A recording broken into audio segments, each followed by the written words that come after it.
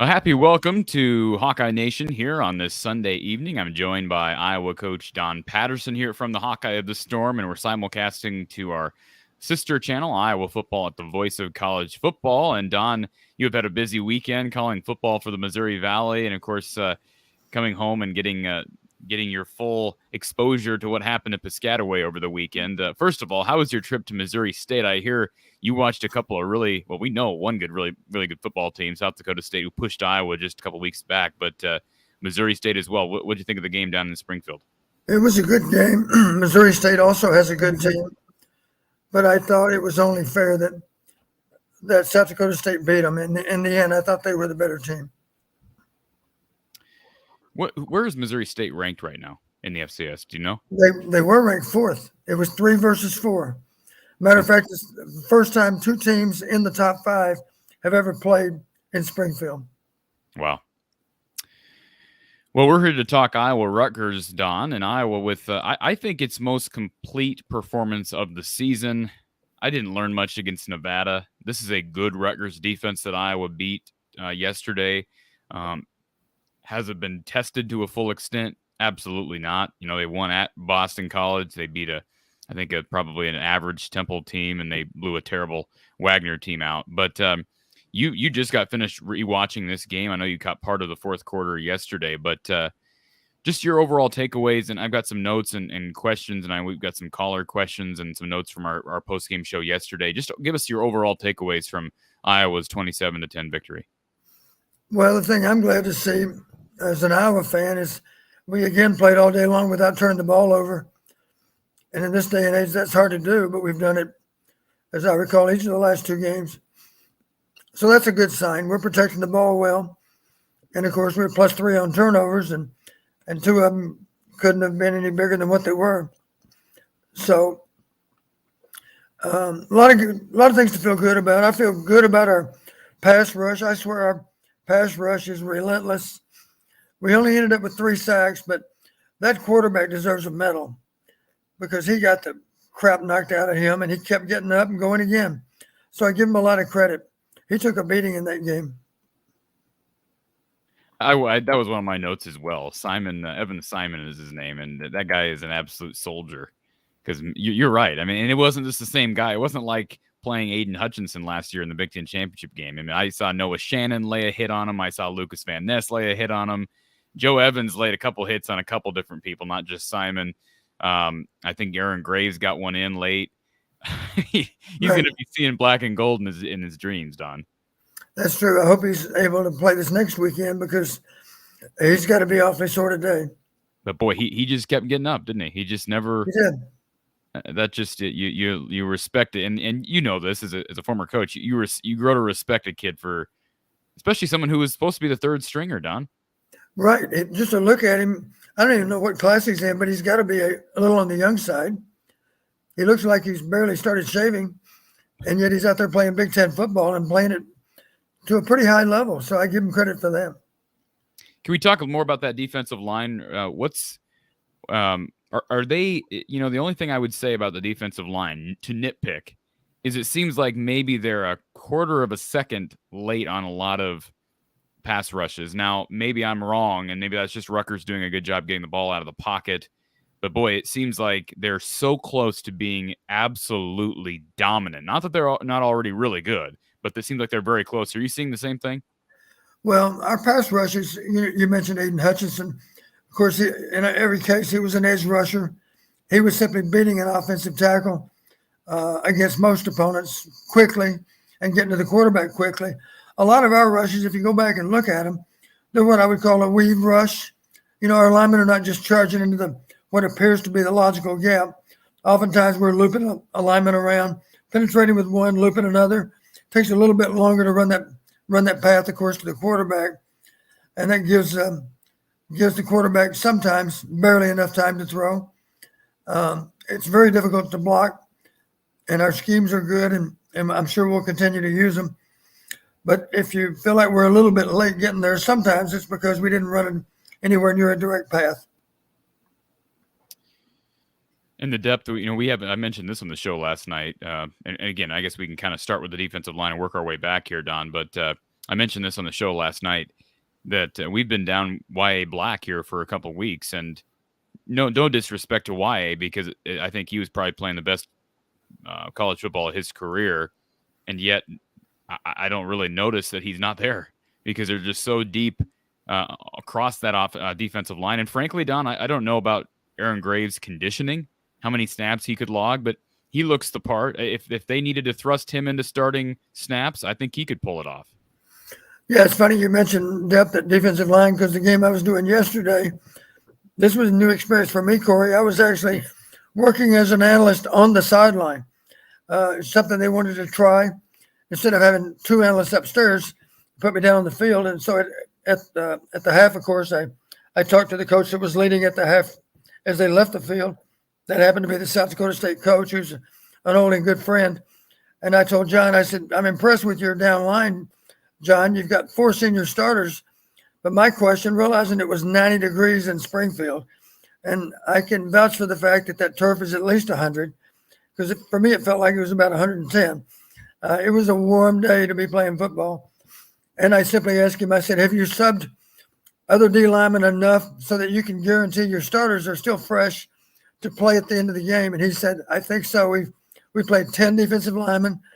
We've given a lot of those reps to the 2s and 3s over the first half, simply because we don't want to run out of gas as this game plays out in the fourth quarter.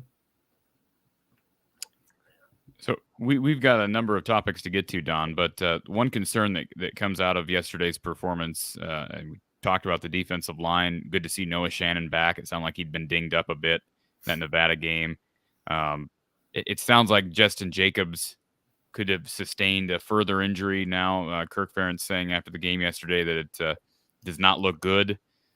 I hate to jump to that conclusion, Don, but that sounds like a coach who expects his star linebacker to miss the majority of this season. Now, I'm jumping to conclusions, but just reading into Kirk's language, we'll find out more on Tuesday. Assuming that occurs, are you comfortable with what you've seen from Logan Klemp, who's logged some serious snaps, Kyler Fisher, Jay Higgins? Those guys have worked into the mix, and it's clear that Phil Parker has confidence in those guys, because in the past, he's ridden guys like Josie Jewell, Bo Bauer, Cole Fisher from basically start of the game to the end of the game. So are you comfortable with the depth they have at linebacker?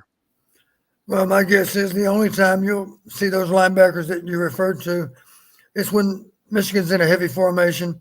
We need to have three true inside linebackers, or in the box linebackers, I'll call them. Otherwise, I think you're going to see, correct me if I'm wrong, it was Sebastian, right? Castro. Correct. Castro that played the cash position some of the time. If it was 11 personnel and there were 3 wideouts in the game, oftentimes he was in there. I was very impressed with him against Nevada. He went in the game and he made some impressive tackles even in the limited snaps that he had. And let's face it, he's the guy that really caused the fumble. I give Jack a lot of credit for hustling to get to the receiver that had come out of the backfield, but the guy that made the hit that caused the fumble was Sebastian Castro. And somehow he got on his feet quick enough to be right there at the goal line when number 26 carried the ball across for a touchdown. I don't think people realize, Don, this defense is really, really good. And I know that we haven't seen them. We're going to get tested this next week. And the defense is going to be tested against Michigan. It's going to be tested against Purdue. It's going to be tested against Ohio State. But Don, I'm pretty bought into this front seven. I was before the season even started, and I think they've more than proven themselves. And the defensive backfield right now looks better than I anticipated. Honestly, I watched a game like yesterday, and I know Rutgers does not give you a ton, although Aaron Cruikshank is a proven Big Ten player. Sebastian Castro looked really good, and that's encouraging to me. When you're down. They were down Terry Roberts yesterday, so Cooper DeJean slides over to the other corner spot, which leaves that cash position open. Justin Jacobs plays part of the game, but I mean, like I said, you see Fisher in there at times, and you saw Sebastian Castro in there, and I thought both of those guys, especially Castro, held their own. That's encouraging to see in a Big Ten game on the road, is it not? It really is. Right now, one of my concerns for Michigan, we don't want Jack Campbell to come out of the game, and we're not crazy about number 44 coming out of the game either. So those two guys, my concern is that they end up with too many snaps next Saturday. Hopefully not. A little bit of that's on them, of course. Our defense has got to be good enough to get off the field and not allow any of those long sustained drives, such as the one that Iowa State had. That'll be a challenge. It'll be a challenge for our offense to stay on the field against a good Michigan defense. But the challenge is on both sides of the ball. If the defense is put on the field a little too often, they've got to find a way to get off. I got some complaints last night, Don, that we kind of went off the rails with our show last night, and I think we had some callers that had enjoyed themselves during the day, and we had some extended call. That's the right word, extended calls. So we're going to try to break it down as much as possible. The line is open. I'm happy to take calls, and we will take calls. I'm going to try to keep the calls a bit shorter tonight because I know people want to get substance out of this. We got about an hour and a half with Coach. We're going till 8:30 Central Time, so we want to hit on a variety of subjects. Before we get to some of my notes, I know Ryan's been on hold, so let's add Ryan to the mix. Ryan, good to see you again this evening. What you got for Coach Patterson and I? Good evening, Coach. Kind of wanted to get Coach Patterson's take on, with his offensive coordinator hat, on how to approach Michigan. As Corey, as was discussed last night, there was a throwaway pass to Brody Brecht early in the game. Technically, I guess you can call that a target, but it really wasn't. The first actual target to a wide receiver was Reganey. It was an incompletion at the 13:06 mark to go in the fourth quarter. And then the very next play, there was a little five-yard dump off to Arlon Bruce. So my concern is wide receiver just has not so far been too much of a factor in our offense. I'm afraid Michigan is just going to load the box and shut down the running game. One idea Corey had that I actually really like is possibly using Cooper in the Wildcat and maybe even throw with it, because he obviously can throw the ball with his quarterback background. Granted, I know high school to college, big difference.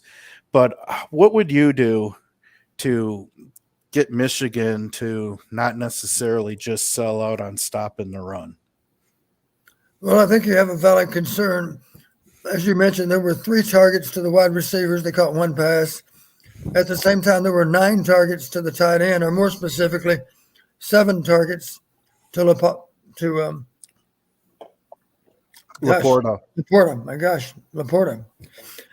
So I don't really, and then a few targets to the backs.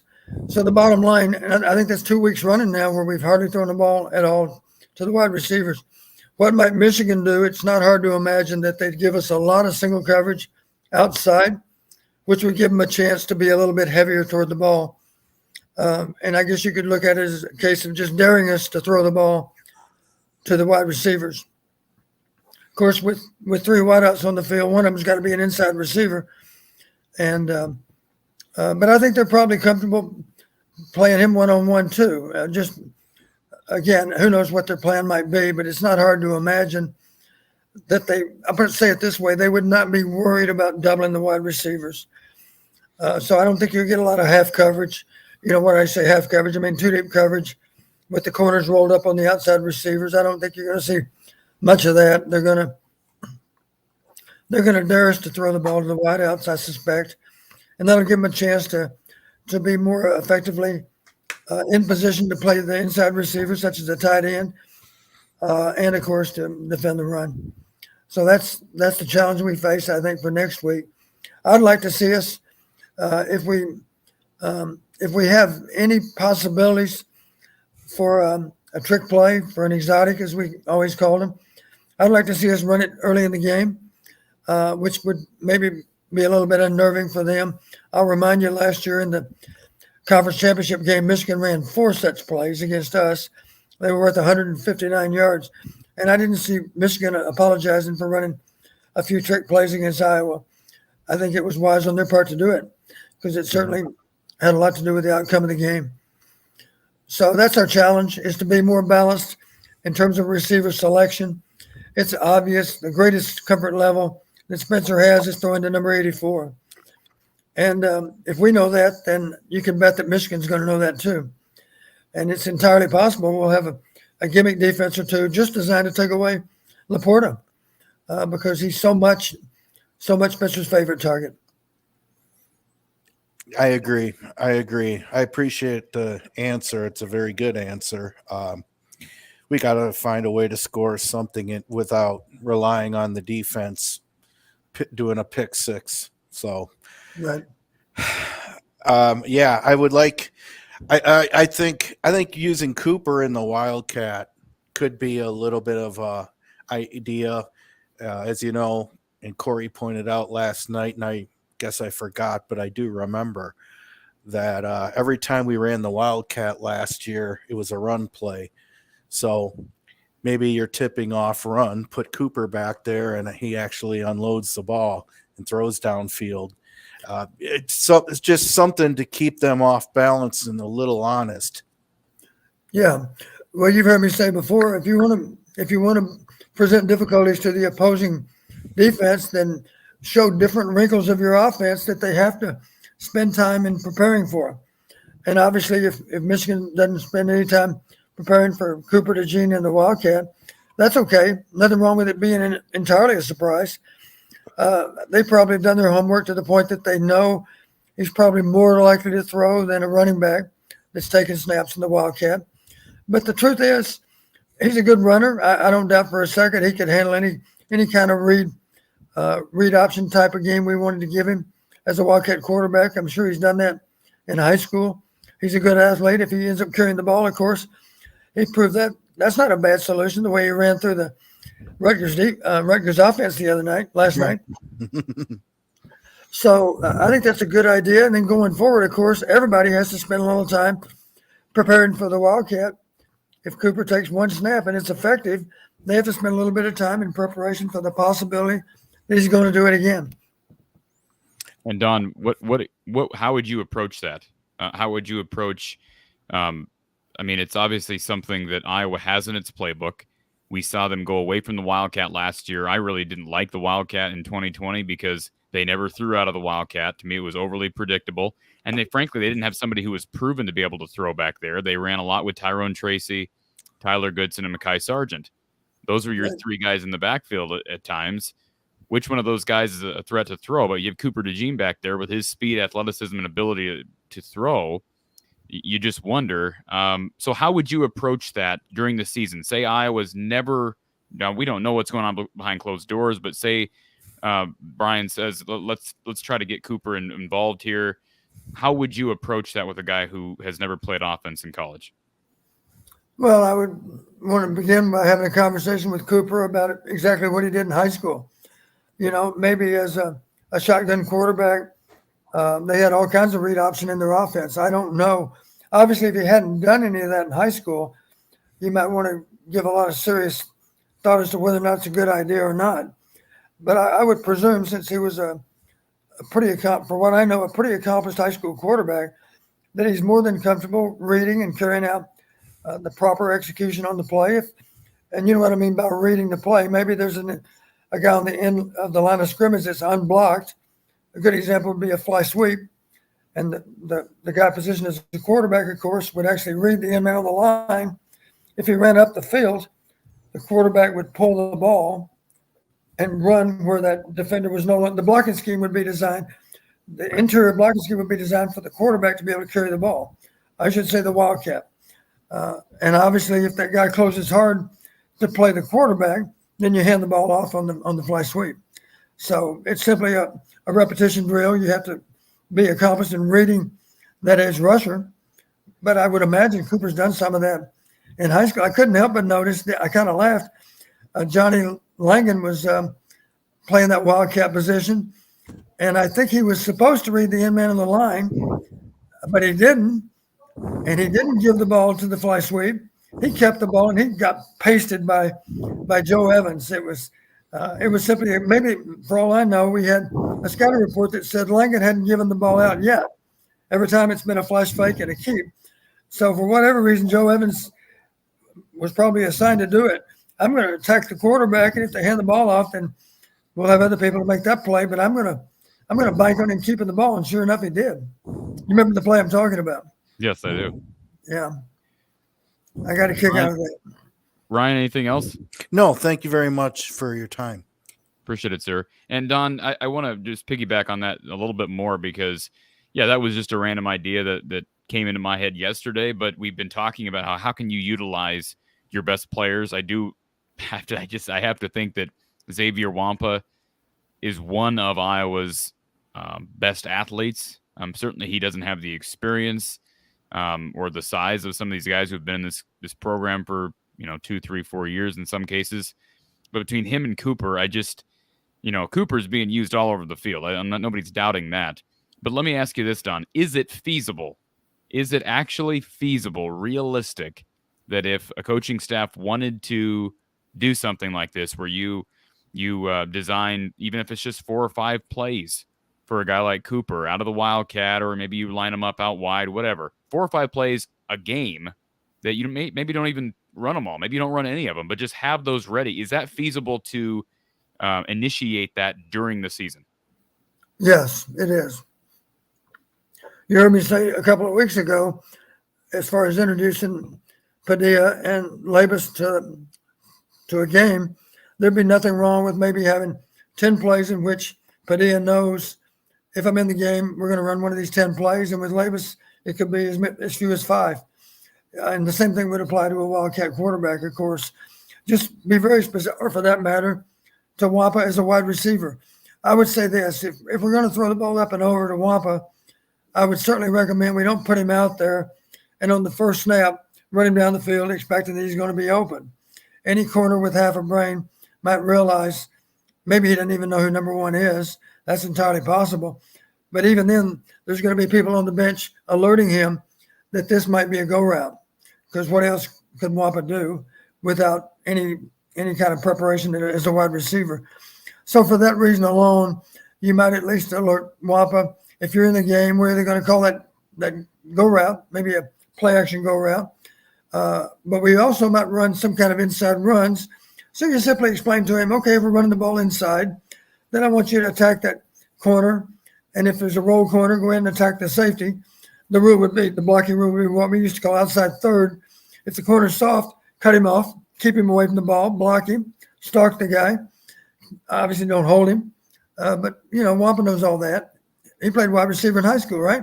So he's done some of that stuff. I'd be very specific about the plays that we're going to call if he's in the game. But it would be logical that you'd have a few plays that you could run in which Wampa appears to just be a decoy. He's out there just to make you wonder what's going on. Maybe that's what they think on the first 3 or 4 snaps that he has. And on the 5th play, maybe he goes deep and beats him for a touchdown. That's entirely possible. That's what I was going to say too, Don. Would it be logical? We're going into a huge game against Michigan, but would it be logical to it's kind of too late for that now if we're talking about actually making a play with a guy like Xavier Wampa. Say you had a few plays ready for someone like him, but in a game like the Nevada game, you do send him in as a decoy just to show it on tape, right? And you don't do anything with it. Is that logical, or would you rather, throw him in for the first time in a big game like a Michigan? Well, you're right. If we played him a few snaps last night or the week before, Michigan would simply think, okay, they're thin at wide receiver, and Wampa's a reserve defensive back, so he's out there just to play wide receiver. He played wide receiver in high school. It wouldn't be too crazy on their part to think he's simply adding depth to the wide receiver position. And they might wonder, I wonder if they're actually going to throw him a pass. Well, they might have to find out the hard way. That would be okay. I'd like for that scenario to play out. I think it's a fascinating conversation, Don. And, I don't know if it'll ever happen. I will say this. It's brought up in our chat. But before we get to our next comment, Lemansky, appreciate Lemansky. I want to give him a shout out, our newest member to the channel. If you're interested in supporting the channel by becoming a premium subscriber, you can now click that little join button down by the subscribe button next to the channel name. Again, that's a blue join button, and you'll see some nice perks for our premium subscribers. And it's just another way to throw your support to what we're doing here each and every weekend, and oftentimes each and every day here at from the Hawkeye of the Storm. But the reason I brought up the chat, and again, thank you to Lemansky for being our newest member. The comment was brought up about the 2021 Big Ten championship game and the halfback pass that Iowa did attempt from Gavin Williams to Monty Pottebaum. Now, I like the creativity of that pass, Don. I don't love the fact that you're throwing it to a fullback over his shoulder. That just seems a little bit counterintuitive. Maybe you can design it for someone who's got proven hands, and I don't want to insult Monty Pottebaum's ability to turn around his agility, but you know where I'm going with this. Brian and this offensive staff did prove last year against Michigan they were willing to be creative, and I applauded them for that.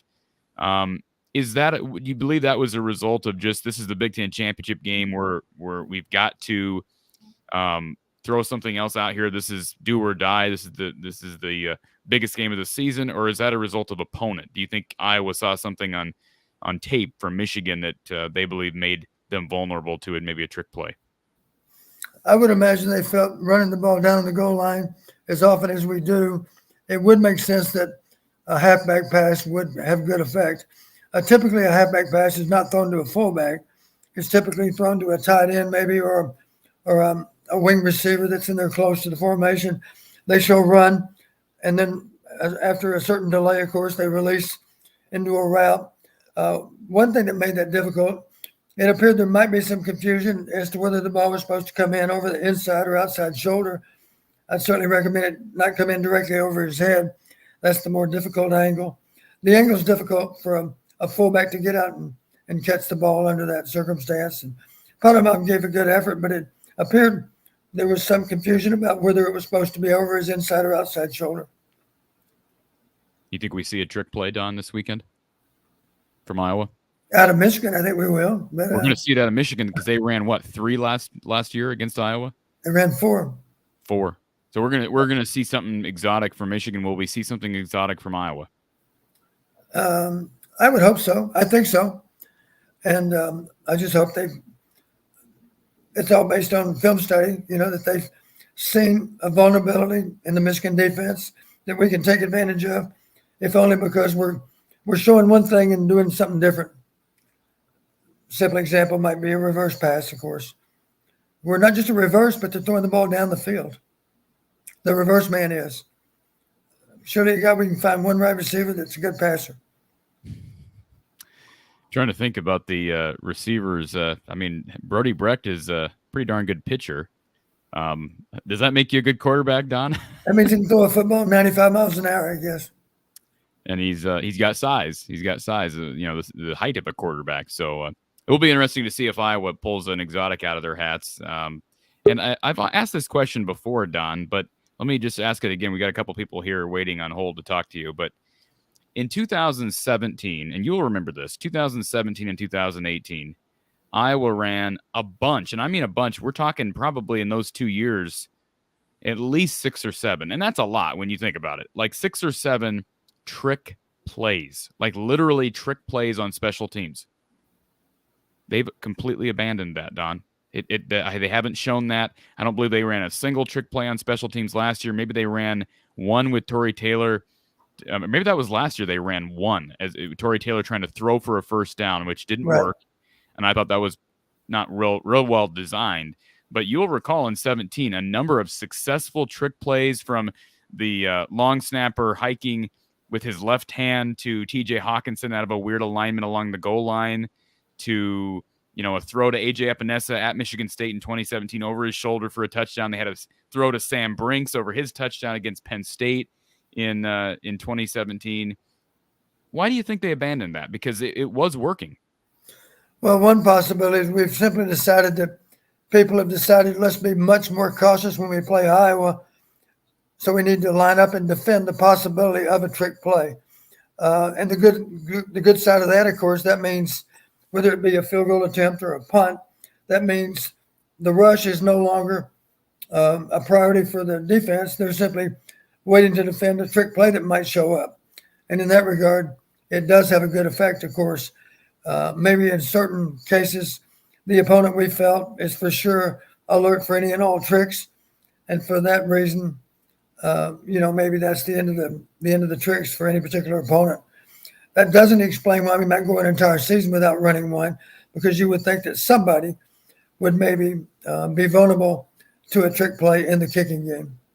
Yeah, I was just amazed. I remember sitting there in 2017 watching these games thinking, man, they work every time. And they look like low percentage plays. Like typically, Don, when you've got your punter throwing off his back foot over the shoulder to a defensive end, you wouldn't think that's a real high percentage play, but Epinesa made the catch, Sam Brinks made the catch, and Sam Brinks was a touchdown catch. It was just incredible to me. You've heard me say about exotics before, and even the kicking game is still an exotic. It's a trick play, right? Exotics don't require great execution. They just require good execution because of the element of surprise.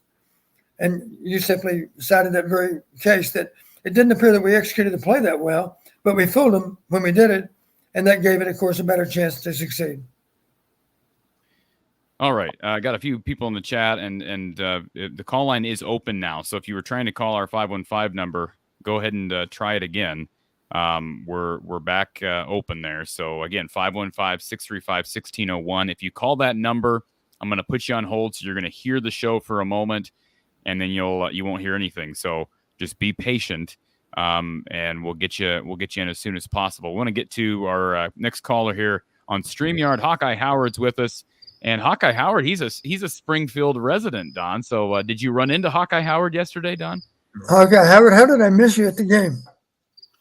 Well, I didn't go to the game. I was sleeping. I thought maybe you checked with your weatherman and you decided 90 degrees. No, I don't think so. No, that wasn't 90 degrees. That was cool. Yesterday was a cool day at the time. I checked my phone at halftime, and it said the official air temp in Springfield was 90 degrees at that moment. That's just another day in Springfield. Which is one reason to live used to it. One more reason to live in Iowa. That's another reason I moved out of Iowa. Like too being cold. And the reason I called in, I've been wanting to talk to you, Don, about I saw a little bit. Maybe I was just because I was driving. I couldn't watch all of it. I just hear it. And what I could watch is some of it. But is it to me, or maybe I was wrong, when they went a little faster, the offense did a little bit better. And to me, and Don, the reason what I really wanted to ask you, since the offense is so young and we're having issues, what if we go to like a little faster offense? Not a no huddle, but a little bit faster. Kind of let the guys maybe have something pre-planned, two calls, 2 plays already in our back pocket we can use, and a third one for an audible we can use, maybe to let them not think about things as much as, and let them just react instead of, okay, this is what I need to do. So maybe that might be ends. I'm with you also on getting another like a play or two in there for for X and or somebody else. Heck, we'll put Corey in there and we'll give him a play. So I'm ready, Coach. Put me in. Well, you're talking about change of pace with the flow of the game. There is some argument for that. We used to have a thing we call speed series. Speed series was simply we would call 3 plays in the huddle, and that meant as soon as we ran the first one, we started back toward the huddle, and then the quarterback gave a signal to send everybody right back to the line. And of course, that's not what they're prepared for. And we simply remembered the 3 plays. And you might say, are you sure players could remember all 3 plays? Yes, they could. With practice, they could do it. Now, we typically didn't change the formation. So we'd have the same formation 3 times in a row, which meant they didn't have to worry about remembering another formation. After the first play, we simply had to remember the second and third plays. And oftentimes that third play might be a play designed to try to get a big chunk of yardage. Not necessarily, but we had speed series that would do that at times. And then there's a thing called tempo. You've heard people talk about tempo, and that simply means we're going to play fast. We're going to line up on the line of scrimmage and be prepared to snap the ball with a lot of time left on the clock. And then there's another thing called scan, which simply means we're going to present like we're going to play fast, and now we're not. We're gonna fake them out, make them think we're gonna snap it right now, and then when we don't, we're gonna look to the bench because let's face it, if we look like we're ready to snap it, the defense has to get lined up. At that point, the coaching staff's had a chance to analyze the defense and then in theory, call the perfect play. So that's I mean, I figured. I mean, sorry to interrupt, but I mean something like that. I mean, change it up a little bit because this weekend it's going to be. If I feel in my heart. I mean, I want them to show, don't get blowed out. Let's keep it close. Let's represent. I think we're maybe winning by one, but that's the homer in me. But to be honest with you, I don't know. So. Well, one thing we obviously need to do, we need to be sure that the game's in doubt headed into the fourth quarter. Just imagine if it is a very tight game, and that's, of course, there's an excellent chance that it will be a tight game because you're talking about two really good defenses playing. Then if we can just have the game in doubt into the fourth quarter, then you're going to get all kinds of noise out of the Kinnick fans, and it'll be a huge home field advantage at that point in the game. If that happens, Coach, if we're close in the fourth quarter, look over to the north end zone behind the goalpost. There'll be probably a drunk fat guy rolling his shirt around with no shirt on. That'll be me. That would be you. That's good to know. All right, guys. That's all I got. You have a great show. All right. Safe travels to Iowa City, Hawkeye Howard. We'll see if our freshman place kicker can hit you while you're behind the uprights. Hey, that'd be cool. I'd make TV. There you go. Thanks, man. Appreciate it as always. All right. Thank you. Always love hearing from Hawkeye Howard. And I just want to say something real quick. And we'll get to our next caller. I have some people asking some questions in the chat, and we'll get to that in a moment. Let's get to our caller who is waiting on StreamYard, then we'll get to our phone line. James, how you doing today, buddy? James, are you with us? Yeah, I'm here. How you doing, buddy? Hello? Can you hear me? Can you hear me, James? Hello? Once. Can you hear me, James? Yeah, I can hear you. Yes, you're on the air. Yeah. Am I not the only one that's noticed that since we've had the running game going the past couple games, that it seems like the pressure that's been on Spencer has been a lot less? Don, I mean, they certainly ran the ball at times a lot better yesterday. They got a good push. Yeah, we had twice the rushing yards that Rutgers did, and that did make things more comfortable for Spencer. And let's face it, if Rutgers had a better running game, then that poor quarterback wouldn't have taken such a beating. Maybe they could have actually run some play-action passes. No reason to bother with play-action pass, though, if you can't run the ball, because it's not going to have much effect. So, yes, that would be a nice touch if we could get that done.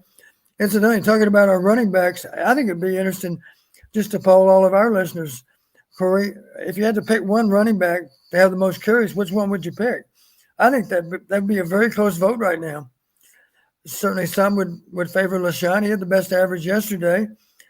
Some would favor our freshman, and some would favor Gavin, as a player that was more proven and maybe less likely to make a mistake because he's got more snaps, of course, I guess, probably than either one. Maybe LaShawn has as many snaps as Gavin. I'm not sure over his career. Would Gavin have more, you think, Corey? Probably. From last season? Yeah. A few more? Yeah. Anyway, we've got a good problem there because all three of them have shown at one time or another that they might be the best of all three backs. Well, I think that's going to be the key, in my opinion, for us for the rest of the season is if we can get the running game going, then I think we're having a better chance at being successful for the rest of the season versus if it's like the first two games were, it's going to be a long season. Well, let me tell you how important it was last season. And I'm just talking about Iowa's 10 games in the conference, 9 regular season plus Michigan. The team that outrushed the other team won 9 out of those 10 games. And the only exception was Minnesota. Minnesota outrushed us by more than 100 yards, and still we were somehow able to beat them. But the bad news, those 3 teams that beat us, all 3 of them outrushed us. So believe me, Coach Ferentz is aware of that, and he recognizes if we're going to hang with Michigan, we better at least be able to rush the ball on par with what they're doing. I think a lot of these fans that we have aren't seeing the fact that, like, if we don't have a rushing game, what are they going to do? They're going to make Spencer beat them, and that's rough when you can't do that. When you can't run the ball, then okay, well, guess what? We're just going to gear up and stop the pass. Right. And I think getting the running game going is going to be crucial to us if we're going to have a shot at retaining the West Division title. No doubt about it. Yeah, predicated on the run, James.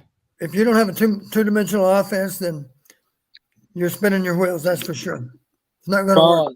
Iowa's always been the type of team, no matter who we had for an offensive coordinator or even a quarterback, well, minus with Drew Tate, but we've always been a run first, pass second type of offense and type of team, and that's where we've had the most success, is being able to run the ball and then hit you deep when we need to.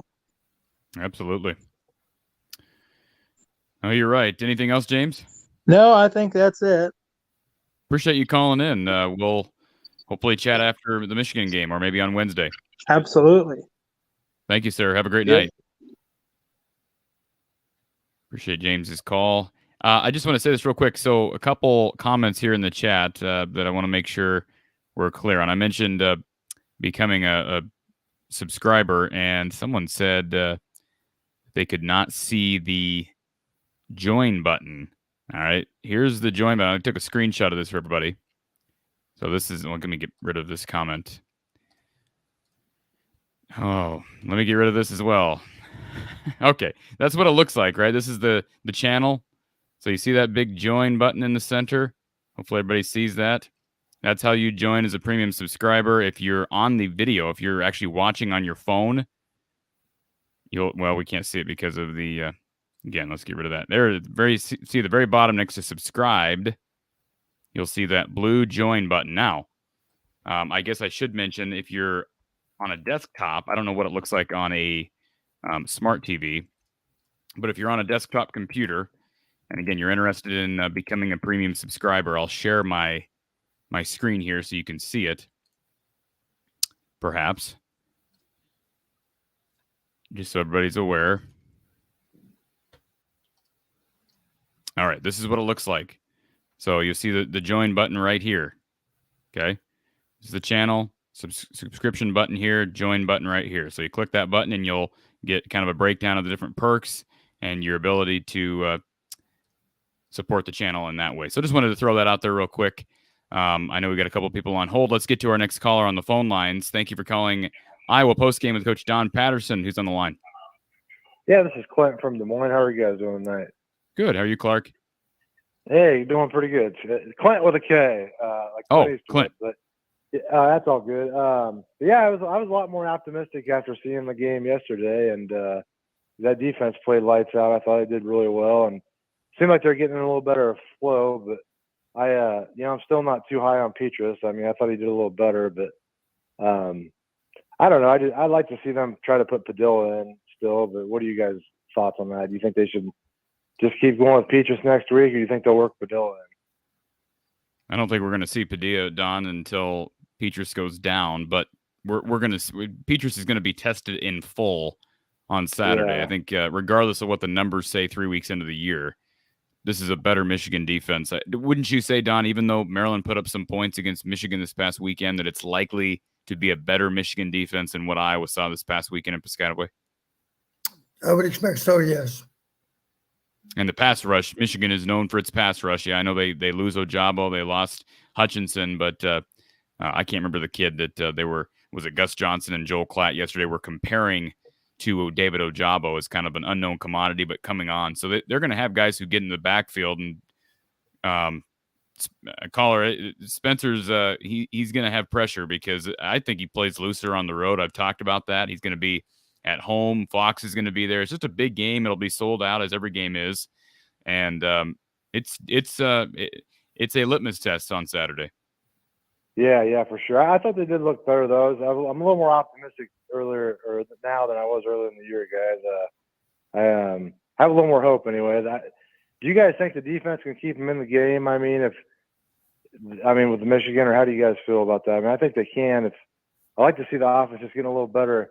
If they could just get some more touchdowns when they're in the red zone, I mean, I feel like they could have a chance. But it seems like they really struggle when they get in that red zone too. But Don, I think this defense is more than capable of keeping. I think Iowa's defense, Ohio State, it's going to be hard to hold Ohio State down for 4 quarters. But I think, especially with what they did to Wisconsin yesterday, but I think this defense is good enough. Iowa's defense is good enough to keep them in almost every game. One thing that needs to happen, I remember the numbers for Iowa State. Iowa State snapped the ball 79 times. We had 52. That's a concern. Our offense has got to take some pressure off the defense, got to give them a chance to get recharged on the sidelines before going back out there. And, of course, it's on the defense, too, to find a way to get off the field. If there's such a disparity against Michigan, we're in big trouble. And that's the first concern I got is try to be sure that we're effective on first and second down so that we can get Michigan into a more predictable third down. The other side of the coin, just looking back to last night, are you aware that we converted 1 out of 9 on third down last night? And I know nobody really noticed. Nobody really noticed because we had a substantial lead in so much of the game. But the truth of it is, 1 out of 9 against any quality opponent, that's going to probably doom you to a loss if it's a game involving 2 equally matched teams. 1 out of 9 is simply not good enough. No, for sure, I agree. Then the last question I had, guys, are you worried about people decommitting, to Iowa because of the way the offense is looking? Like, we had that running back decommit the other day, or how do you guys feel about that? I am concerned about that. I don't know about running back. I was a little bit surprised by Raphael decommitting. I don't think it's a result of he doesn't see the playing time in his future. I think it's simply a result of, well, actually, I shouldn't even speculate because it's his personal decision. He hasn't said why he decommitted. And kids decommit, Don. That's just a common thing. Right. It worries me, though, because Iowa's had some running backs in the past that have decommitted, like Benjamin, that have then went on to have unbelievable careers. So Iowa has done a nice job of targeting the right running backs. They've just missed by a slim margin on a number of recruits over recent years. And Liddell Betts has done a nice job. Caleb Johnson's a perfect example of that. But, the lack of wide receiver involvement yesterday, and this is not a one-game thing, Don. This has been an issue for a long time, right. Not getting wide receivers involved. And I get it. They're down Keegan Johnson. They're down Charlie Jones. They're down Tyrone Tracy. But that's called attrition. And, yesterday you had a healthy Nico Reganey who was kind of at a homecoming of sorts because he had a ton of family there in Piscataway watching him. He got 1 target, no catches. Arlen Bruce had 1 target for 1 catch and 5 yards. No targets for Alec Wick or Jack Johnson. I'm assuming Wick was out there. I didn't notice him. I know Jack Johnson was. Brody Breck was out there, had a nice pancake block on a run. I don't know when that was in the game, but no targets for Brody. Just your thoughts right now on lack of receiver involvement, and does it worry you about in the recruiting world? Well, let me throw out this possibility with the running back. Maybe he decommitted because a freshman running back named Caleb Johnson broke off 2 long runs last weekend against Nevada. Maybe that's one reason he decommitted. He didn't realize. You think that's reasonable, Don, that a commit would decommit based on a true freshman knocking off a couple big runs against Nevada?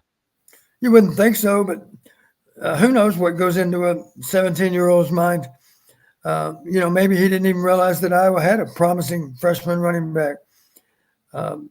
I don't know why. It could be a variety of things. And like you say, it's not up to him to explain why he makes his decision.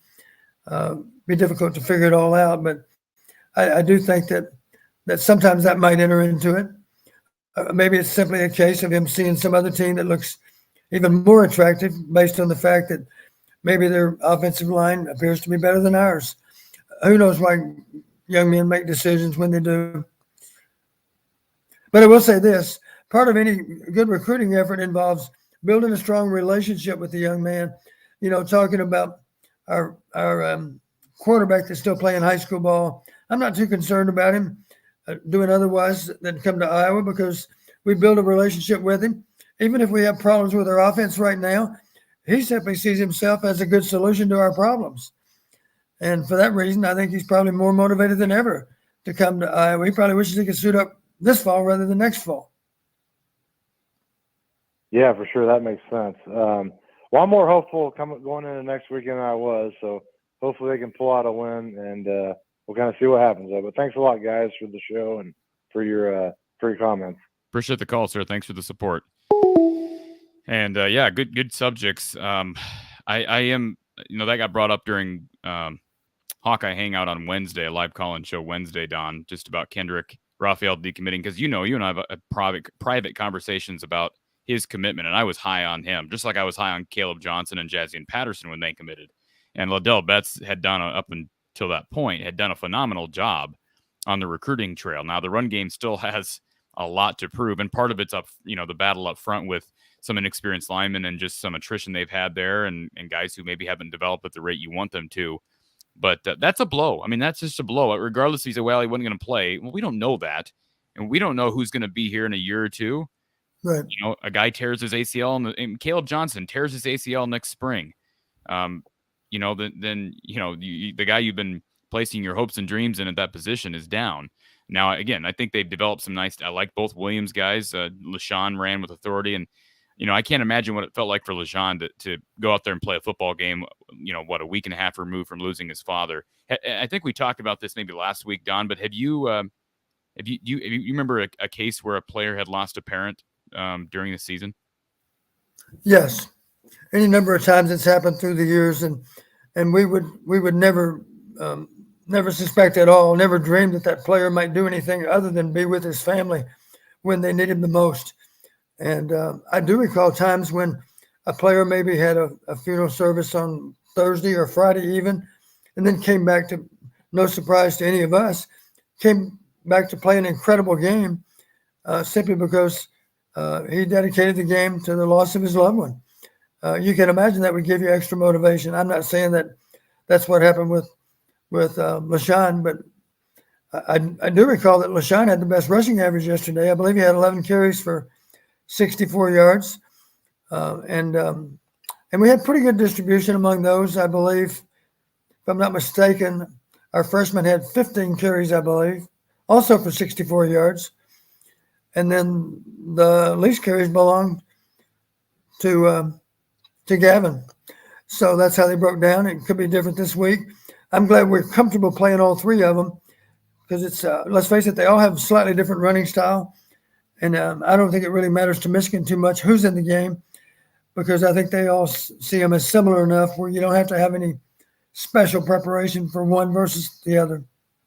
There's something special about the way Caleb Johnson runs, though. And maybe it's because he doesn't run like a typical back. He's a long strider. And, I mean, that makes sense because he is almost 6'2". But, man, he just looks like he's unique. And it's been a while since Iowa had a really unique guy back there. He just kind of glides along. I think for that reason, he's got deceptive speed. I think he's running a little bit faster because he's not gyrating wildly as he runs down the field. He's not a herky-jerky runner. I think there's a tendency to overlook that in any player. We had a receiver for South Dakota State. You remember the Yankee twins, good receivers. They both had big games yesterday. And one of them, toward the end of the game, he caught a bubble, and it was a good, safe play to run. Threw the ball behind the line, and he turns down the sideline, and Missouri State simply underestimated his speed. He went for a touchdown. That was the last of the 4 touchdowns for South Dakota State. So you're right. Caleb does have deceptive speed because he just kind of glides along. It doesn't look like he's trying to run that fast, but he's covering ground quicker than you think. Let's get to our next caller. OS for Hawks is on the line. How you doing, buddy? I'm doing well. Can you hear me? I can hear you loud and clear. I just want to say I want to thank you and Coach Don. You guys ran a great show. Appreciated it a ton. Appreciate you supporting the show. I've seen your name in the chat a lot. It's always good to put a voice to the username. Couple of comments. I'm an old former offensive lineman. I played center, and I want to talk about the offensive line. I noticed in the game this weekend they ran a counter several times, which I hadn't seen before, and we had good success. And I noticed that we blocked well. In other situations, especially in passes, I noticed the offensive line, like center and guard, not handing the player off properly, and we're getting beat. And I just kind of wondered what Don's views were on that. You're right. That counter you're talking about, in all cases, Laporta was the trailer. In other words, the guard pulled, Yep. and Laporta was up through the hole and typically blocking a linebacker or a second level player. And we had good movement inside because we were double teaming that 3 technique, getting good movement on him. So there was a pretty wide gap there to run through. And with Laporta as a lead blocker for our running back, every time we ran it, I bet we averaged at least 10 yards of carry on that play. I think we ran it at least 3, if not 4 times. You can bet that Michigan is prepared for that play. If Laporta's in that close wing position, they're going to be prepared for that being the play. And I don't think we'll be that obvious with what we do. We may run it again against Michigan, but maybe it's simply a slightly different formation, the same play, but in a different look. That's entirely possible. Yeah, I only had one other comment. Cooper DeJean's run back on the touchdown. One of the reasons that Iowa scores on defense, if anybody else noticed, Moss had a pancake block. Yes, he did. On that return, and he put that. That's one of the reasons that Iowa's defense scores. Again, I just want to say thank you for the show. Appreciate the time, and I'll let somebody else talk. Thank you, sir. Yeah, on that return, first off, let's recognize that Cooper with the ball under his arm looks like a dangerous runner. That was a nice run on his part. He certainly found his way downfield with a good pass, but there were no less. I couldn't see the entire field very well, but I counted no less than 5 blocks that were effective in assisting him to the goal line. Here's what I used to tell defensive players all the time. And just yesterday in that Missouri State game, South Dakota State intercepted a pass, ran it about 50 yards back. And I commented to one of the other TV people. I said, I used to tell our guys on defense, when you intercept, do not go out of bounds under any circumstance, unless, of course, the game's won. You can do it then if we're going to take a knee in the game. But I always explain it this way. We know those 5 linemen are going to have a hard time tackling anybody in the open field. So, and we know the quarterback can't tackle. So we're down to 5 guys that can tackle. So if we have 1 guy returning, we've got 10 other players that are hopefully able to block the 5 dangerous tacklers on the part of the offense. And that's just kind of a joking reference to the whole thing. But the truth of it is, when the ball does end up in the defense's hands, good defensive players, of course, are looking immediately downfield. And they know this: let's not negate, let's not hit somebody in the back, let's not clip, let's not have a late hit, anything like that. Let's be sure, if there's any doubt, do not execute the block. We don't want you've heard me say a penalty again. If it's a holding call on a return, it's not just a short penalty. It's a penalty all the way back from the goal line because our guy took the ball all the way into the end zone. So it is good to see. And frankly, the same thing on the fumble.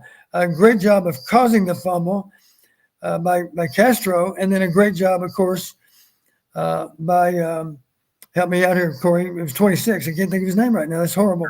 Merriweather. Yeah, Merriweather. Great job returning by Merriweather, but I couldn't help but notice Castro caused the fumble, and Castro was escorting Merriweather down the field. Those guys immediately got back to their feet and immediately started running to the goal line to help out the returner. Great football. It was fun to watch, and I tell you that this defense really is fun to watch. They are number 1 in the country right now in scoring defense. And I'm not trying to be Debbie Downer, but the fact of the matter is, right now, if you go to NCAA.com, Don, you're going to see Iowa is the number 1 scoring defense, and they are the 131st team in total offense. Right. Have you ever seen a discrepancy like that on a football team?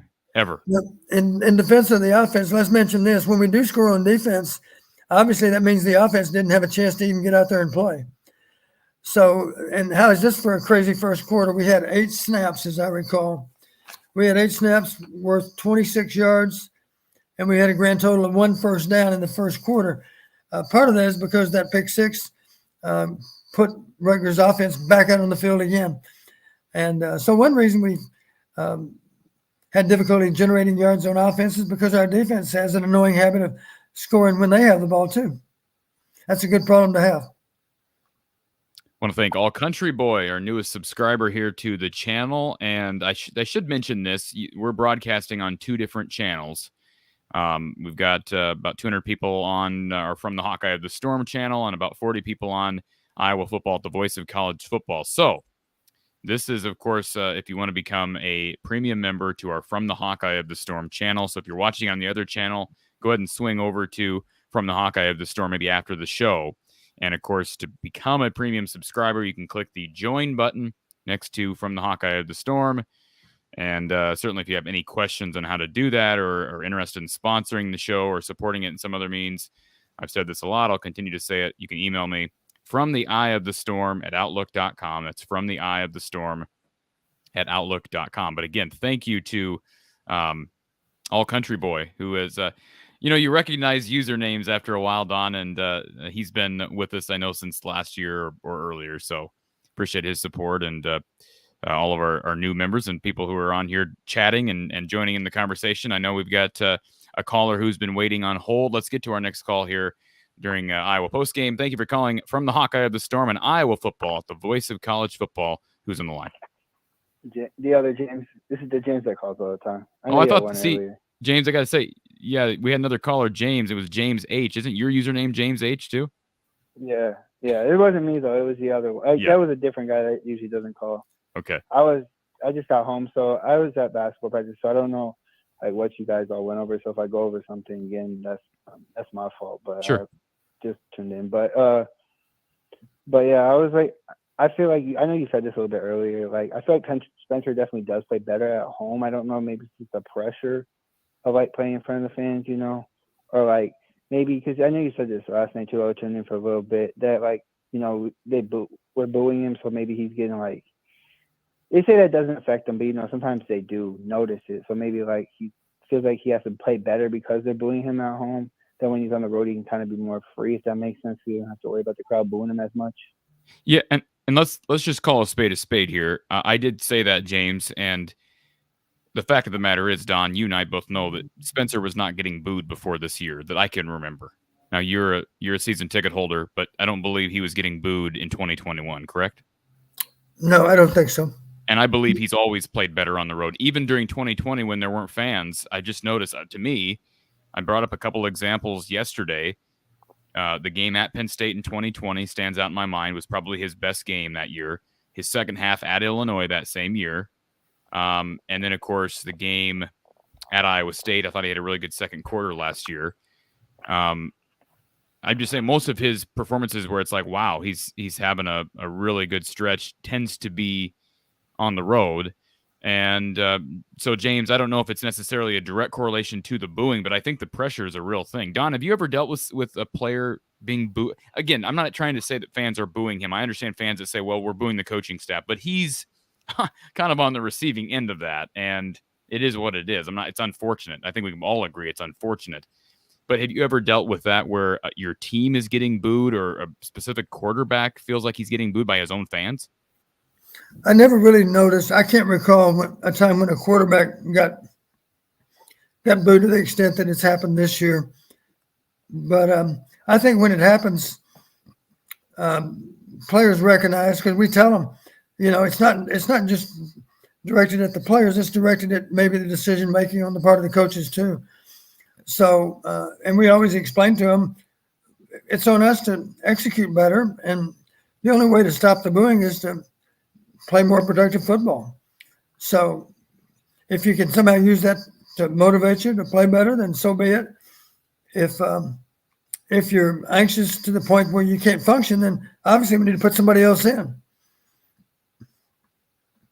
Why do you think his fundamentals, I thought his fundamentals looked way better last night than they did at home? Do you think there's something playing at home? Because when he plays at home, his fundamentals just don't look the same. You know what I'm saying? He was hitting better. his fundamentals looked a lot better on the road than they did at home. Do you think there's something about it, or do you think his fundamentals are awesome? Well, I think the fundamentals you see are a direct reflection on how much pressure he's under. Yep. Talking about pass rush, if you want your fundamentals to take a turn for the worse, then find yourself under a lot of pressure from a pass rush. At that point, believe me, a lot of quarterbacks forget about their fundamentals. Yeah, I agree with that. Running back wise, I feel like they're fine there for now. Obviously, transfer portal future could happen. They look good.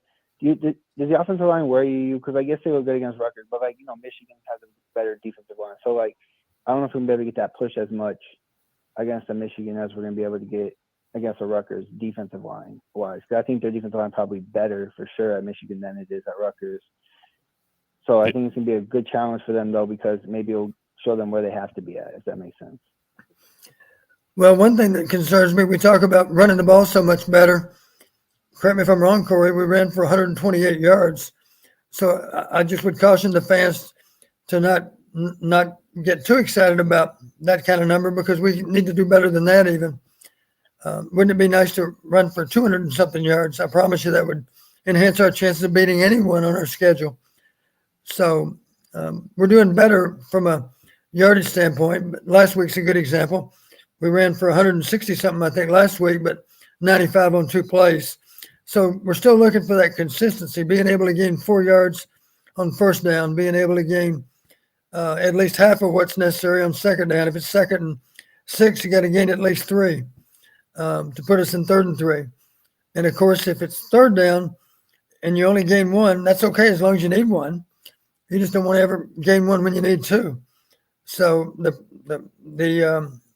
standard comes down. If you only need 1 yard, obviously they're going to line up so it's not going to be easy to get that 1 yard. So even a gain of 1 yard to get that first down is something worth celebrating. That's an okay play when you can convert on 3rd and 1 with a 1 yard gain. And according to the official stat sheet from yesterday, you mentioned it, Don, 129 rushing yards, net rushing yards, 33 yards lost rushing. Now, I'm assuming that also takes into account sacks. I believe Iowa took 2 sacks yesterday. I could be wrong on that. We took 3. We both took 3. But think about this for a second. Yards lost rushing, Iowa 33, Rutgers 25. Despite all those hits on Simon, and as dominant as Iowa's front 7 is, Iowa ended up with more net yards lost rushing. In other words, negative plays in the run game / sacks.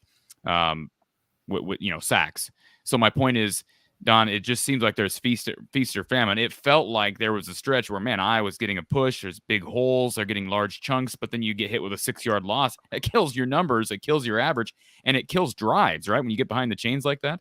I will admit I was surprised when I read that we both had 3 sacks. I thought we won on sacks, and we didn't. It was dead even.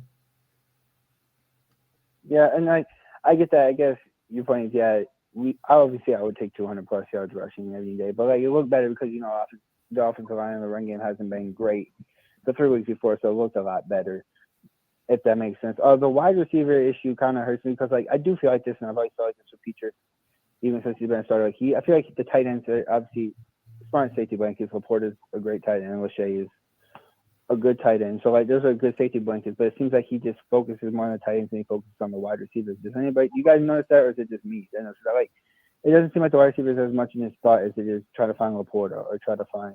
Is that just Brian calling the plays and that's what he wants, or is that Peter trying to find them? That's a good question, Don. I'm not sure I understand the question. Explain what is the reliance on tight ends and the lack of productivity and targets towards wide receivers. You believe that's a reflection of play calling and what Brian's calling from the sidelines, or is that a reflection of Spencer and his comfort level with the tight ends and lack of comfort level with the wide receivers? I think they both contribute to it. The play caller contributes to it a little bit, as does the quarterback. Spencer clearly has a higher comfort level with Sam than anyone else on our field. So there was a time last week you heard me mention he threw the ball to a tightly covered Sam when the slant on the other side of the field was wide open, and pre-snap read should have indicated that too. So that's a good example of him just having great great faith in Sam, and we all understand Sam's a wonderful player. But I've always explained to the quarterbacks, you got to get the ball to the guy that deserves it the most, and it's not just the guy that's your favorite target. If a lineman is such that he's not as deserving as some other player, then the ball obviously needs to go to the one that does deserve it the most based on the way they're playing. I got like 2 or 3 more points, so I don't want to take up too much time. But like the defense played really well, but I don't know. For me, it just frustrated me that like they were going prevent. I get why they're going prevent, but then like you're giving up yardage, and like it just scares me because like what happens if they make one big play and then you go prevent again and then it happens again. I just don't like the fact that we go prevent. It seems like the deep corner, like behind Riley Moss and then the safety being there, like they weren't covering that very well late. Was that just because they were playing prevent, or was it just Riley Moss being off, like not where he's supposed to be? So let me just add this in, Don, and then let you go. So a couple observations from me. First of all, they're playing, I don't know if they're playing prevent so much as were they playing, they were playing a deep zone, right? I mean, when you were talking late in that fourth quarter and they were giving up yardage and Rutgers You're was talking about the passes that were up and down the field. correct. Yeah. So they're actually trying to keep things in front of them to avoid giving up those big plays, correct? Well, yes. And I felt like I do agree with James on this. Riley Moss has gotten out of position a little bit more than you'd like. And tell me, maybe I'm wrong on this, Don, but he slipped and fell and gave up the touchdown to Xavier Hutchinson. And I'm not picking on him, but that's what happened. And then yesterday he gives up a touchdown where it looked like did he under pursue? Did he over pursue? He just was out of kind of a weird out of position play, and he's kind of flailing backwards. He actually had one earlier in the game, very similar, almost the exact same play, where Riley ends up in front of between the quarterback and the defender, and he kind of flailed backwards, and it was incomplete, but it was very similar to the touchdown he gave up. Is he getting out of position in the red zone right now, or what's going on? Well, it's not easy to defend the fade route. I think the touchdown pass was from the 18, as I recall. I think it was second down, but at any rate, that was to Cruikshank. And the thing to realize is that it's hard to play. You've heard the term fade and then back shoulder fade, right? Yeah. I think he was anticipating the back shoulder, but the thing he's got to realize, if I'm in good position underneath that receiver, and I'm in position to defend the back shoulder, then they're more likely to put the ball up and over. In other words, put it out in front of the receiver. That's what happened that time. He overcommitted. I think he was guessing that it was the back shoulder.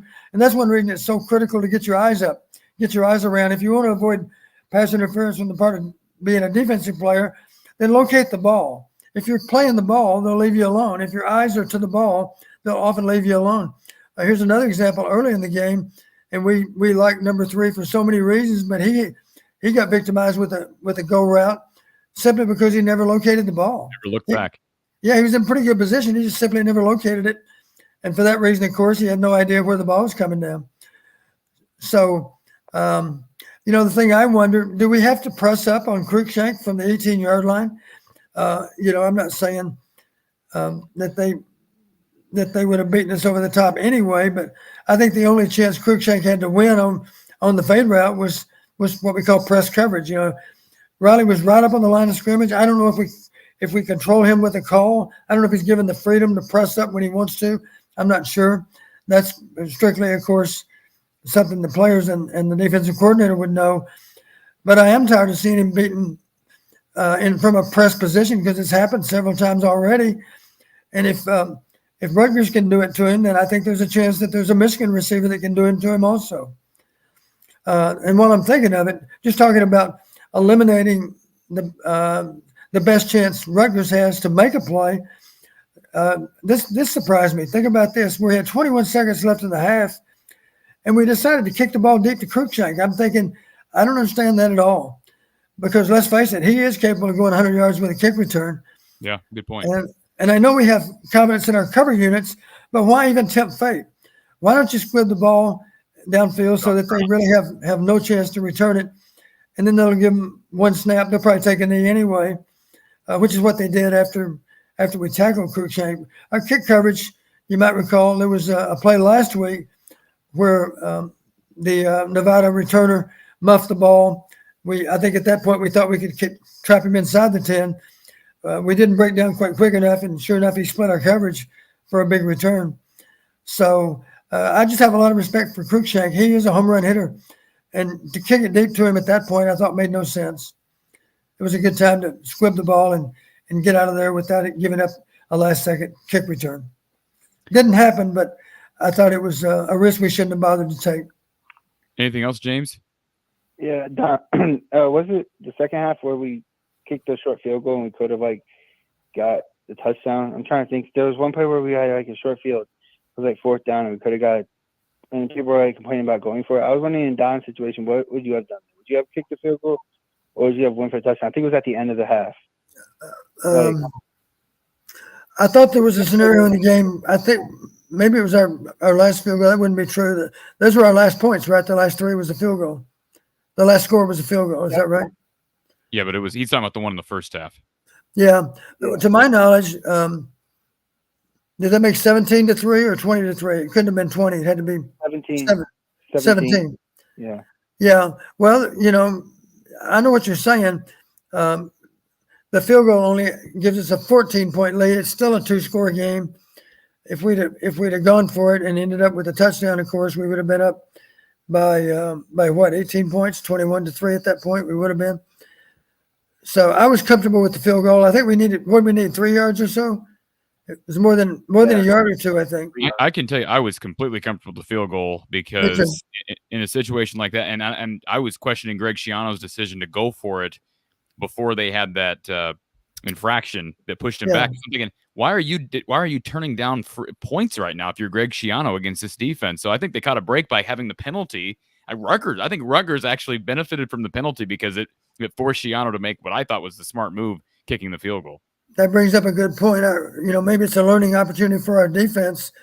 We had a reserve player that was flagged with being in the neutral zone, right? He false started with his charge and got caught in the neutral zone. And at that point, it was 4th and 8.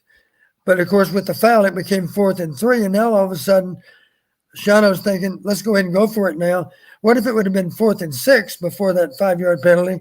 Then it would have gone to 4th and 1, and they would have very likely converted on 4th and 1, of course. And my point is, that could be a really costly 5-yard penalty.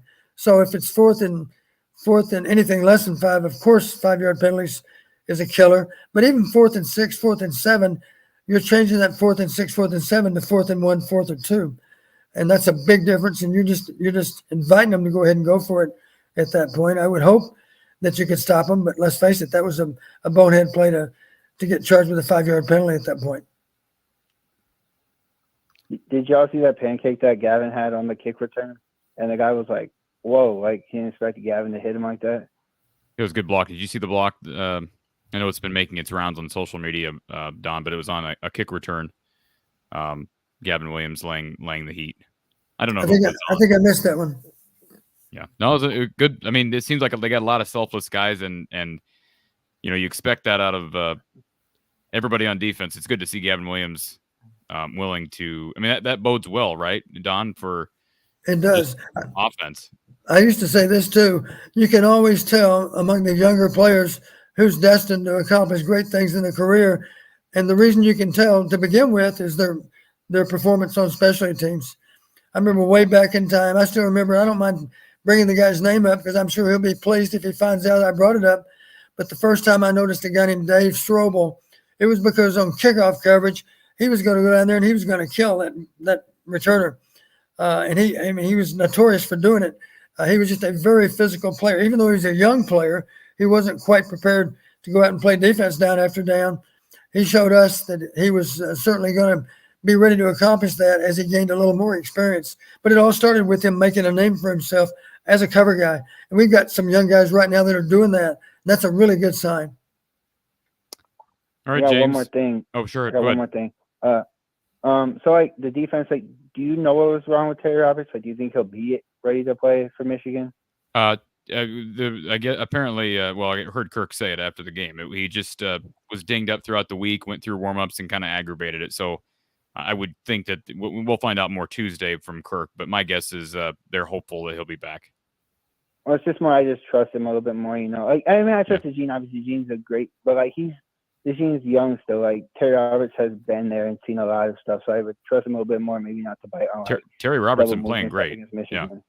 So like I feel like I'd be more comfortable having him in there against Michigan as the starter, and then moving Cooper back to Cash. Although he played well, he did make that mistake like Don said earlier in the game, but then he made up for it with the pick six. So, Right.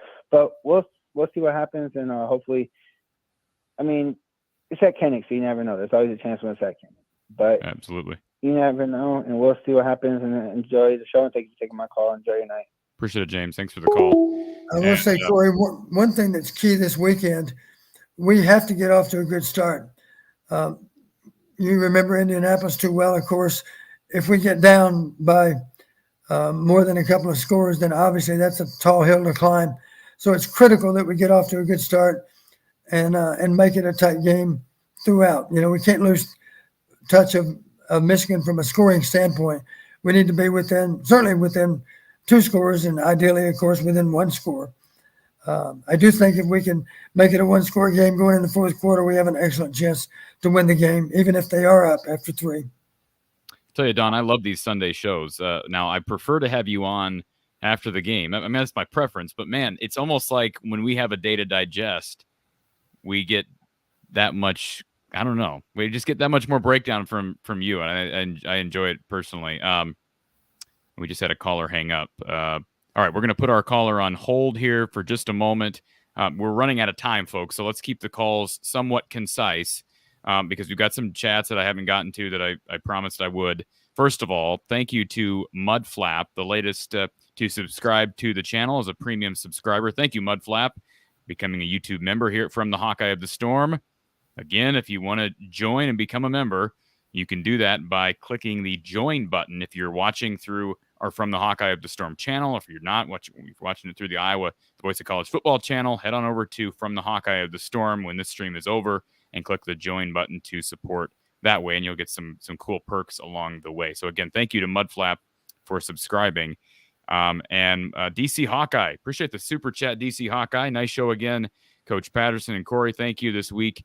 The tough sledding begins. Iowa's defense will not be enough to overcome the lack of offense. Let's be honest. The offense is broken, and the fish rots from the head down. Iowa's spending way too much money to allow for the 131st offense out of 131 teams. I know of no other industry where this would be allowed to happen. DC Hawkeye, I greatly appreciate your super chat, and I sympathize with you completely. But I don't think all hope is lost, Don. I think we have a defense, as he brings up, we have a defense that has an opportunity to keep us in games. And, you don't need the offense to be great. I don't think you're going to be competing for a West championship with 131st ranked offense. But let's be honest, they were 123 last year and won the West. So anything's possible. They are 1-0 in the Big Ten. We take it 1 week at a time. Mark, just a thought, to a degree, throwing the tight ends a lot is a reflection of the meta strategy of Iowa. We recruit and develop tight ends well, so year to year targeting tight ends is probably more reliable than wide receivers. I think there's some substance to that. I also think there's a substance, though, Don, to we need to recruit better wide receivers. We need to have more success on the recruiting trail. So at some point, it's a chicken or the egg. You either got to get receivers involved to attract receivers. You got to get receivers that you're comfortable getting the ball to more. The whole idea is not to be predictable with where the ball's going. Right now, we're too predictable. We don't have an even distribution of our passing game, and that could be a problem even on Saturday. We'll see. And Thomas says, offensive line, it seemed like when we got the most running yards, Ellsbury and Duncan were in the game. And I agree with that, Don. I've heard a lot of people bring up Tyler Ellsbury. You watch him on tape. I went back and actually watched some film today from the Rutgers game. Again, not game film, but TV film. It does seem like Ellsbury is first of all, he just looks bigger than everyone else. He's just a bigger guy. It's interesting though. He seems, I didn't count the snaps. He seems to be getting less snaps than Bo Stevens. And certainly when a guy makes a mistake on the offensive line, you're going to notice that more.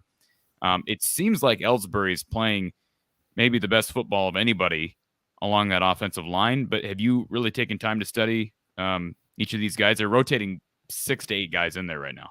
I really haven't. I would guarantee you this, though. The offensive line coach, let's just say for the sake of argument, a TV copy of the game is 3.5 hours. I can promise you that each and every one of those plays is studied with a fine-tooth comb, and they're graded very, very thoroughly and very carefully, so that the position coach has a great idea of what each player's strengths and weaknesses are. He's in much better position to make a decision about who deserves more snaps and who deserves fewer snaps than we are. I can assure the listeners that he takes that responsibility very, very seriously. To give you an idea, even though the game took 3.5 hours to play, sometimes we might take as many as 5 and 6 hours to grade the video for the game, because that's how thoroughly we watch the game. Because we want to be sure we know exactly what we're seeing. We want to be sure that all of our judgments that are made off that video are 100% correct. And I can assure you our offensive line coach is doing that now. Let's get to our next caller as we're kind of winding down here. Thank you for calling Iowa Postgame with Coach Don Patterson. Who's on the line? Lomansky on the phone. Hey, Lomansky. How you doing, sir? I really have one question for Don and Corey. You can jump in too. I'm going to refer to this as a unit and how one unit can affect everything around you. And I spent more time this year looking at offensive lineman podcasts and such. And I myself have underestimated Linderbaum's exit. We turn a guy around from the defense to play offensive center. And we're lucky to have a guy with such physical traits to do that. And perhaps we as a fan base have to be patient enough for that line to gel, and maybe our offensive line prowess will be better later in the year than it will be this Saturday, because that affects so much. And maybe the running backs can overcome it early in the season, but you two can comment on that and I'll listen. Go ahead, Don. Well, you bring up a good point. I don't doubt for a second that over the long haul, our linemen will all make good progress. The problem we run into, of course, is we've got a stern test exactly 6 days away. Michigan's going to show up, and they're going to play with guys that maybe in many cases have more playing time than those people lined up across from them. So it is a concern how we're going to be able to hold up against a better defense than what we've seen so far. That'll be our challenge. And I just have a lot of faith in Coach Barnett for being able to come up with the right mix. If one player deserves 60% of the snap and the backup deserves 40, then I have no doubt that he'll get to that mix over the course of the game. What do you think's going into the game? Maybe he thinks it should be 60-40, and yet as the game's unfolding, he realizes the guy that I had projected to get 60% of the snaps is not holding up as well as the other guy. Obviously, you adjust at that moment. And at the end of the game, maybe the guy that was projected to have 40% of the snaps ends up with 55% of the snaps. That happens. It's not easy to see from the sideline, but our coaches have a lot of help upstairs with what's happening on the play. And certainly, oftentimes, I'm sure the press box can identify the problem with any one play. As we talked about, we lost an All-American center. Here's the problem. Even if we had another All-American center this year, that offensive lineman can block exactly one person. And if you have a center like we had last year, he'll block him pretty much all day long. But the problem is still going to be the other four guys being able to execute their blocks. That's the problem you run into. And that makes it complicated. It's difficult to account for five people all the time. That's what our offensive line is trying to do.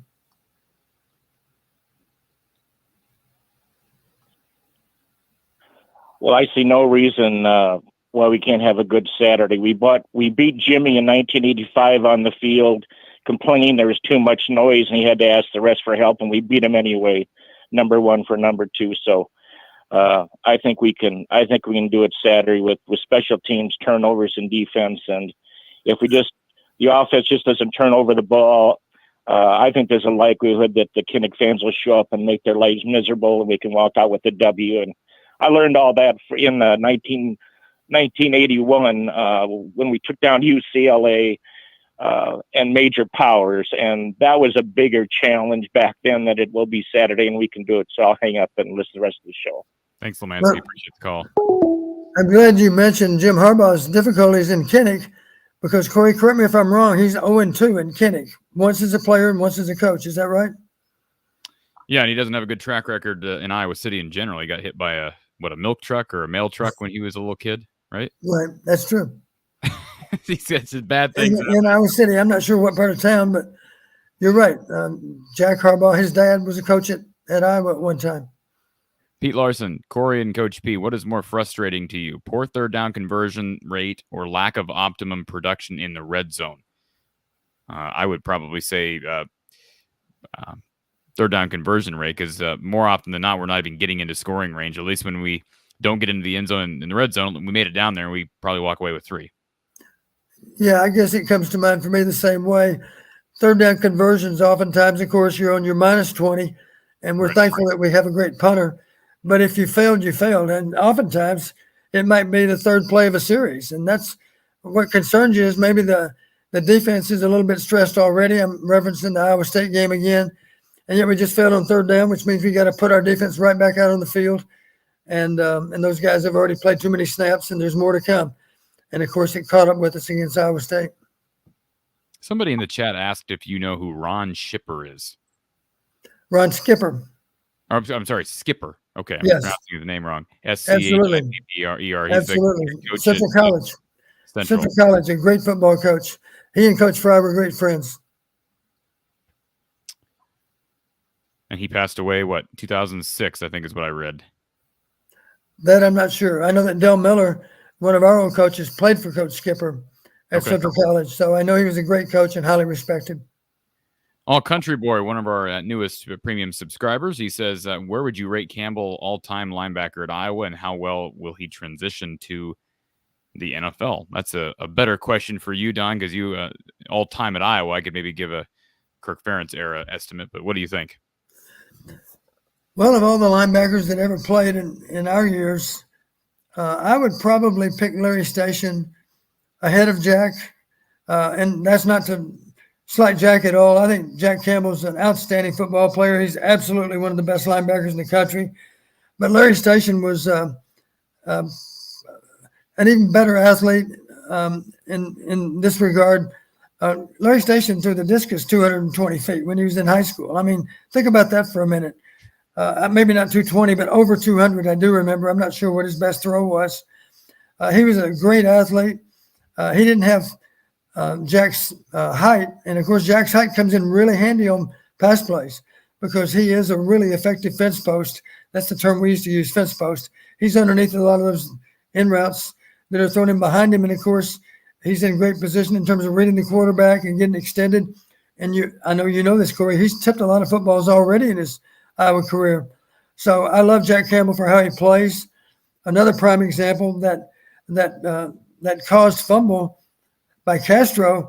One reason it happened is because Jack Campbell was given mad chase from behind, and I think that receiver knew that Jack Campbell was right on his tail, and for that reason, he didn't make any moves at all as far as being able to maneuver away from Castro. Castro got a really hard hit on him, and it's no surprise that the ball went flying at that point. And I think he's going to be a star in the league, Don. I do too. And it's not just because of his ability, it's because of extremely high character. I've said it this way. This is the way an old football coach might talk. If he had a daughter, you hope to have a son-in-law like Jack Campbell. That's the ultimate compliment because I guess I'm saying I have no doubt that he's going to be a great husband, a great father, a great grandfather someday. And in the meantime, he's going to be a great football player. That young man has the character of the highest. And really, he's All-American in every way, not just how he plays football, but how he lives his life. Mitch says, just started listening. Maybe it was talked about, but how come we hardly throw to receivers? Is Peters only comfortable tight ends in his check down? Felt bad for Reganey.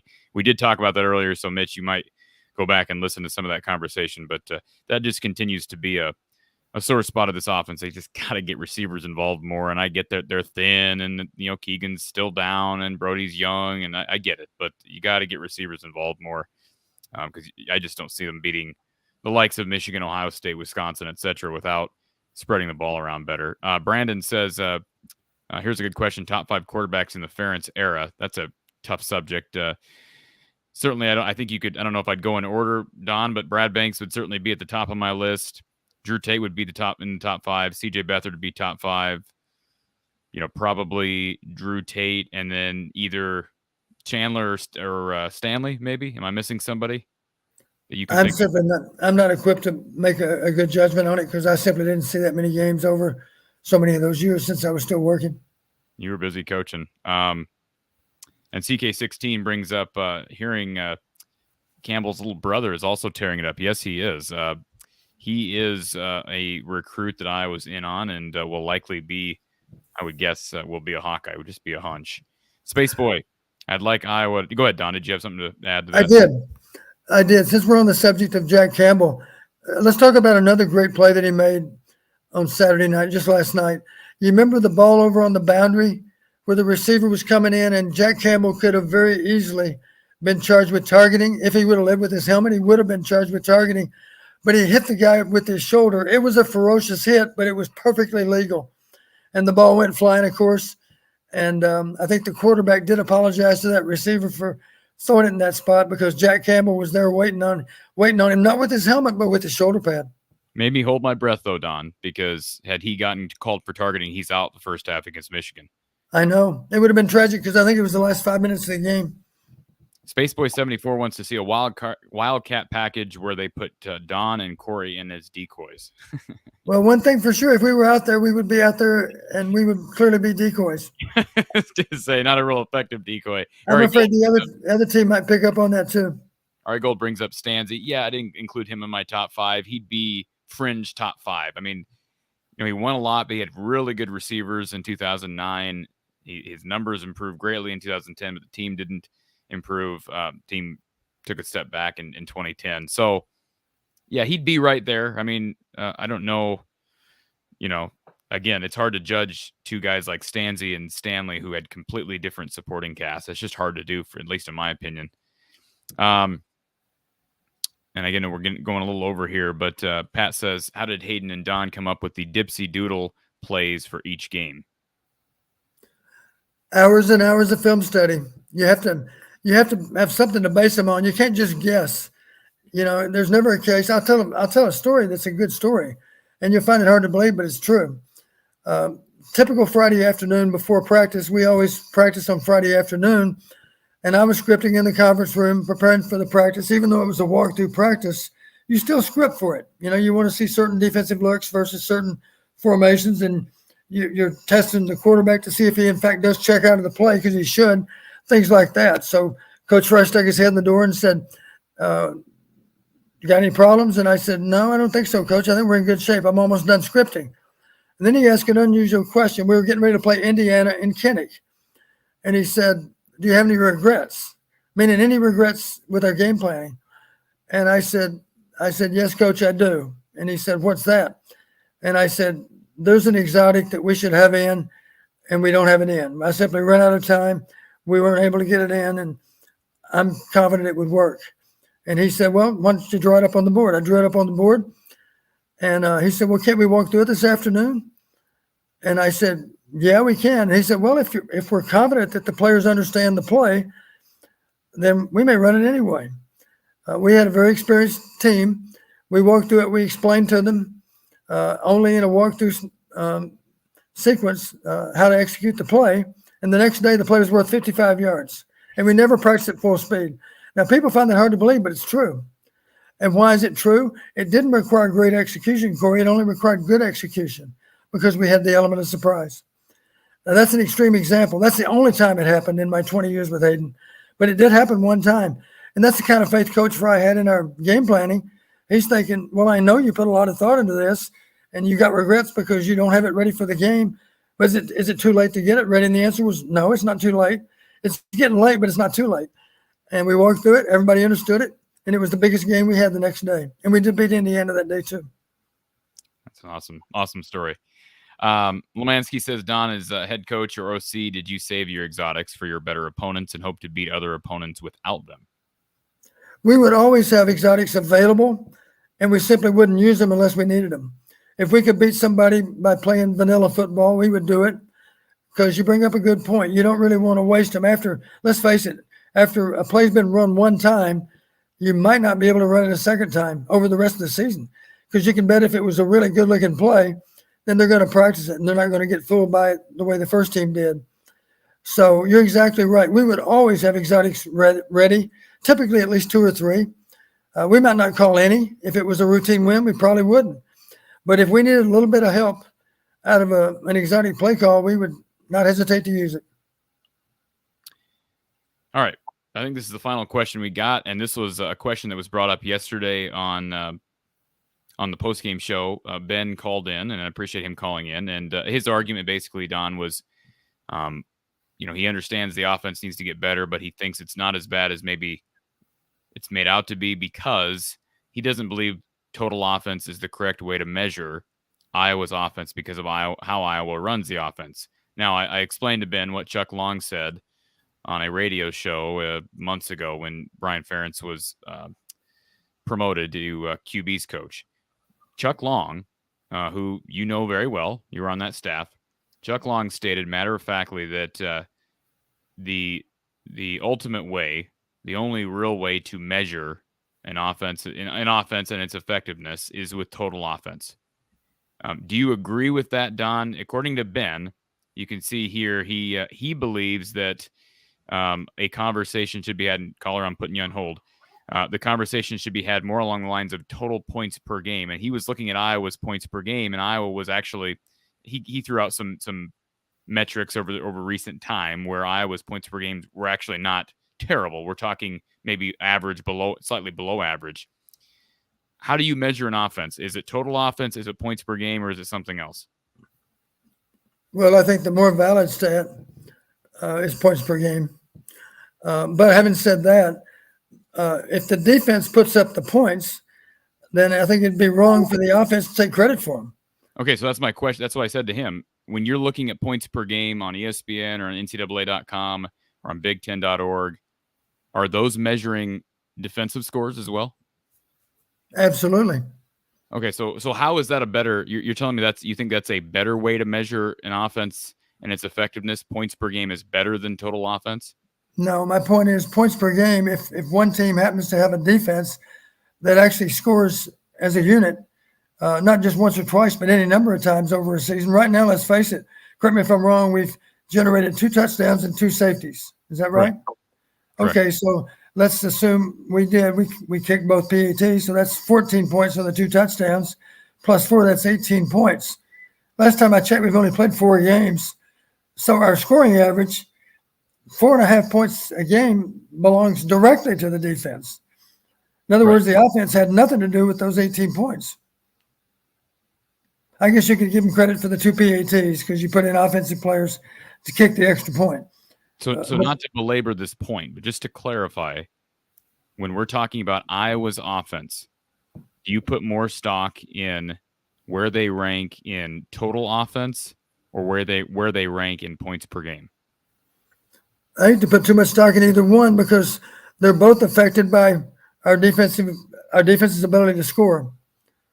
In other words, if we're ranked, let's say we're ranked 70th in scoring average, well, the truth of it is that's an inflated ranking because the defense scored some of those points, scored more than the average defense, let's say. That's not hard to imagine that that's true, right?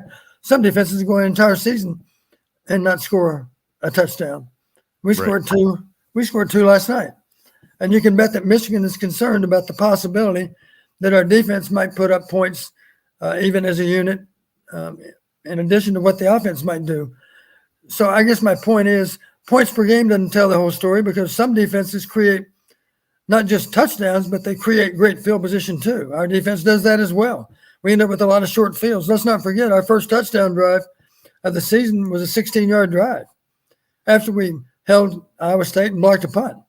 So good defenses give great field position to an offense sometimes, and sometimes they score on their own. And that's even better, of course, because we didn't even have to go on the field to see the scoreboard change. But total offense, the problem with total offense, as I mentioned, last night, Rutgers got back-to-back possessions on offense, right? Because our defense scored versus their offense. So our offense, think of it this way, if I don't know how many possessions we had, but if the Rutgers offense had 14 possessions, assuming we have equal possessions either half, we only had 12 because they had back-to-back possessions at the end of those 2 touchdowns. That make sense? So it's harder to generate yards when you have fewer possessions. Sure. I understand that. I got to wrap my brain around it a little bit, Don. But Well, that's one reason we had mediocre totals at halftime. We had 2 touchdowns on the part of the defense, which meant Rutgers got to spend more time on the field with their offense than we did. I think ultimately Ben's point was, I don't want to try to speak for Ben, but I will because he's not here, that he doesn't believe Iowa has the worst offense in the country. That's basically what he's saying. But whereas if you look at the total offensive ranking, it's clear it's the worst according to total offense. Right. Is it safe for Ben to assume that we are among the worst? I would think so. I would think that he was giving me a points per game ranking that was actually, I can't remember what it was, and I don't remember when the parameters were, but maybe in the last 3 years they're like top 80, which still isn't good, but that's inflated. I mean, that's inflated by what you just talked about, the defense. Right, for 2 reasons. Our defense gives us great field position. Our kicking game gives us an advantage in field position. Here's a stat for you relating to all that. Are you aware, Corey? I don't think I've told you this. Last year in our 10 games in the Big Ten, we won on the category of average starting field position 9 out of 10 games. Wow. And the bad news is that didn't guarantee a win. And I don't remember who beat us in field position. Obviously, only one team beat us, which means there's a minimum 2 of those 3 games that we lost. We actually won field position and yet still lost the game. It might have been all 3 games. I can't recall. But my point is, just because you win the field position battle doesn't guarantee a win. It's a nice stat to have on your side, but if you win it by a few yards, it obviously doesn't mean much. If you win it by 15 yards per possession, yeah, that's a big factor. That does contribute to a win.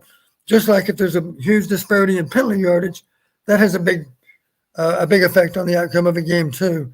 But if one team is penalized 10 or 20 yards more than the other, it probably doesn't have much impact at all. And this is actually a good comment from one of our new subscribers. All Country Boy says, I agree with Ben. When Iowa is 70th in offense, they're actually pretty good because of how they play. So in other words, the 100, are you 131? Collectively, maybe not. Those numbers are going to be exaggerated because of how Iowa plays, right, Don? Is that fair? Those numbers are going to be inflated in a negative way because of how Iowa plays. If they were to get top 70, then you're probably talking about a pretty efficient offense. Is that fair? Here's a good way to look at it. If our points per game ranking is better than our total offense ranking, you can bet that is a significant reflection on defense. Correct. Because we've been provided with better and kicking game, both, because we've been afforded better field position than the average team because of our excellence on defense and our excellence in the kicking game. And let's face it, if it was the other way around, then we would have problems with our defense never giving us good field position. And for that matter, our kicking game never giving us an advantage in where you start the drive. The bottom line is Iowa's defense is really bad. Iowa's offense is really bad. Correct. And regardless if they're 131 out of 131 or 120 or 110. Basically all the numbers, especially when you throw out defensive scores this year, is this is not a good offense right now, and they got a long ways to go. Another way to look at it, Corey, if we're 131 right now, I don't know where we are after 4 games, but if we are 131, the reality in terms of trying to assess who's better than us, who's worth, my guess is we might be the 120th best offense, and yet we fell to 131 because the defense took possessions away from us and gave us great field position. Perfect. Yep, that makes sense. Yep, absolutely. And just so anybody's aware, if you want to look at total offense right now after yesterday's game, Iowa is still 131st, but they're getting closer. 131st. They're getting closer to 130.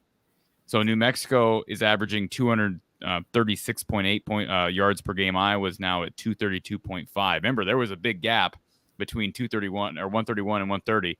Iowa's closing that gap.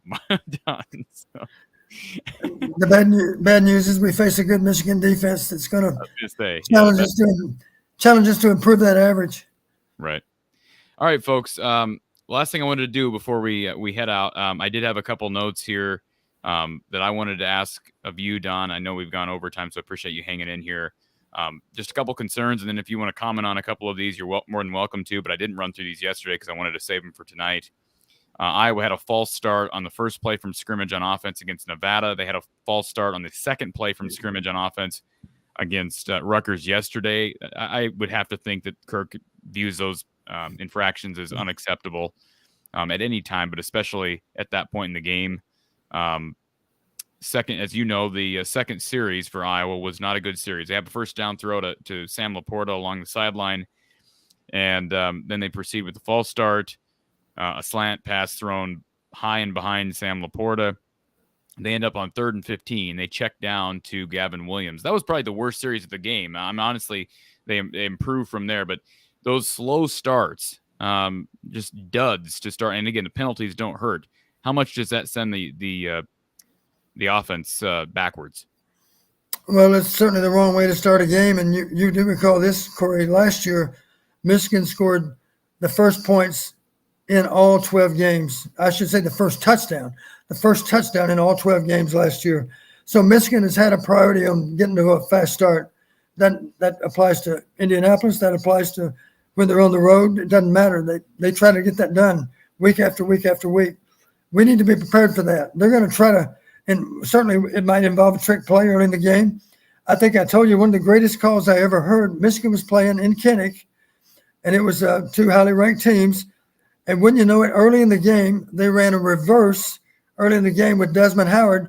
It picked up about 50 yards, and they went on in to score. And I thought that was a great call, if only because the crowd noise was so loud, even though we had guys on the side of the field where Desmond Howard was lined up. They saw him go into the backfield, and I guarantee you they yelled reverse, but nobody could hear him. And sure enough, he ran down the sideline and got tackled on the +5 or something, and they scored a play or two later. So I thought it was a good time that's a good time when you're on the road. How about in the shoe? Good time to run a reverse against Ohio State early in the game, if they're vulnerable at all to reverse. You know, I asked Desmond Howard about that when he was here in Ames, and he remembered that play fondly. It was a big play, and boy, I'd love to see something like that from Iowa. But boy, I think now is the ultimate time for creativity when you're dealing with injuries and you're dealing with an offense that's sputtering. In a game like this, boy, it's to me, you got to throw everything you have at a game like this. I did have written down great blocking from Moss on the DeJean pick 6. I know that was brought up by our caller earlier. How about Kayvon Merriweather? I know we get talk about him more because he had a fumble recovery for a touchdown and he had a pick. I think he's playing absolutely the best football of his career. He was the only guy, I think, last year, the only starter that didn't receive like any accolades. Or maybe he was the only defensive back that didn't receive accolades. He's playing really good football right now, Don. And I just, the more you hear that kid in interviews, you love him as a leader. He just seems like an exceptional young man, and I'm happy. That's what I was going to say too, Corey. Is he's got a high value to us just in terms of leadership. He is absolutely one of the leaders of that defense. Absolutely, no doubt about it. And he would have had another pick. I don't know if he was debating back and forth there at the end whether to pick it or let it drop, but it looked like he just dropped it. But he was right. Yeah, he might argue that he was trying to bat it down. I don't think so. He just left it. It looked like he was trying to field it, but that was another teaching moment. You know, that's not the correct play. The correct play is to bat it down. Right. One other thing while I'm thinking of it, one of my concerns, and you see this, there's times when Spencer's in direct, when he's underneath the center, sometimes the ball doesn't come up very well, and he has to, he's not far from losing control of the football on the snap. I don't know if you noticed that, but there's a couple of snaps in there where he barely was able to control the ball.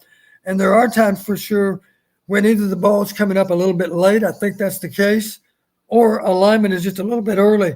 I don't think we've been flagged hardly at all on that, but if you look at the snaps very closely, we're either a little bit early on the part of one of those other linemen, yes, or more likely a little bit late on the snap. I have noticed that. And does that fall more on the center? Yes, I think so. Okay. I would expect that it's more on him than the other linemen. The other linemen aren't early. It's simply that he's late. Okay. Yeah, I have noticed that. And that continues to be a talking point because Logan Jones has struggled at times these first 4 games. And don't get me wrong. I think he's doing the best he can. But obviously we shouldn't expect him to play like our All-American from a year ago. Maybe someday he'll get there, but he's not there now. In Rutgers' defense, I thought that was a terrible pass interference call against Rutgers. Don, you and I both know that pass was the epitome of uncatchable. That thing was thrown. Laporta, Yes. that one, yeah. And that gave Iowa a touchdown, Don. That was a terrible call. If I was Rutgers, if I was a Rutgers fan, I would have ran onto the field and tackled that ref because that was a terrible call, Don. Yeah, I didn't really – I was surprised when they threw the flag. Yeah, I don't know how you rule that pass catchable, but And to set the record straight, too, that touchdown for Rutgers, that play should have never happened. you're At right. least at that time, because that should have been delay a game. That clock went Now, to 0. They do allow an extra second after that clock hits 0, correct? Or is that just in the NFL where there's an actual, almost like a grace period second after the clock hits To 0? my knowledge, they do not allow. To my knowledge, when it goes 0 when it goes 0, the back judge looks at the snap. If the ball's not up off the ground, then that's a flag. The way it was described on the FS1 and the way I understood it in the NFL is that back judge is looking at the clock. When the clock hits 0, then he looks down at the field. So there is that natural second. It doesn't take that long. Think Think about it. He's on the back. He's on the back of the formation, right? Yeah. Right over that quarterback is a clock on the other end of the field. That's what he's looking at. So he doesn't have to move his eyes very far at all to go from that clock to the ball. Don, I see a lot of play clocks hit 0 in college, and it takes an extra second for these officials to blow it dead. That's a good question. I don't know what the strict interpretation is now, but it used to be if it goes to 0, it's a foul. Period. I think it's right. That's the way it should be. I've never heard anything about an extra second. No, I've never heard that one. Not in college. We're going to have a conversation later about this, Don, because I'll have to. I've heard something about. No, in fact, I think it was the guys over at Fox. It might have been. I think it was Mike Pereira because this occurred. It was an NFL game last year. There was this exact thing that occurred, a delay of game that didn't get called. I believe it was an NFL game. I'll find it and we'll talk about it, Don, because he did bring that up, that there is an extra second. I know I'm not making that up. And now I have one more thing to look forward to. That's right. I thought it was a terrible roughing penalty on Logan Lee. I hate this call, driving the quarterback into the turf. Give me a break, Don. What is he supposed to do? What's Logan Lee supposed to do on that sack? I will admit that guy got planted a couple of times. I felt sorry for him. And they're simply trying to protect the players. It's usually if the rusher picks him up and deposits him back first on the ground, they're likely to flag you for that because let's face it, his head's probably going to hit the turf pretty hard too. But that's not what Logan did. I mean, Logan to me just came in clean hit, and yeah, his body weight went on top of him. And I guess the idea, the way it's taught, right, is in the process of the hit, you kind of angle your body weight to the side so you're not coming down on top of. Yeah, I think Van Ness had one early in the game. It was on the touchdown one on the pick six. I thought that one could have gotten a flag. He nailed him. Yeah, and so did Evans on the other one, on the back. Let's see. I did have a comment about I think all the running backs. One compliment for the backs. Besides that LaShawn Williams fumble in the Iowa State game, and that was a costly one, the backs are protecting the football well.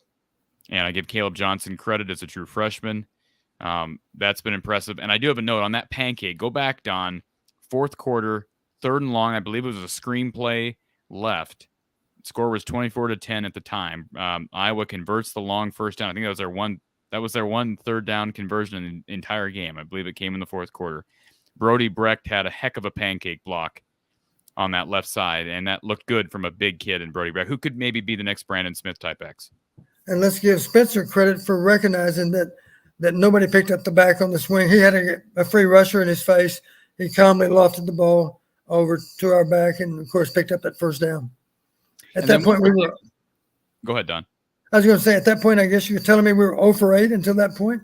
I guess, because I have that written down. It was 3rd down, and they only converted 1 3rd down. That might have been our last 3rd down of the game. I can't recall.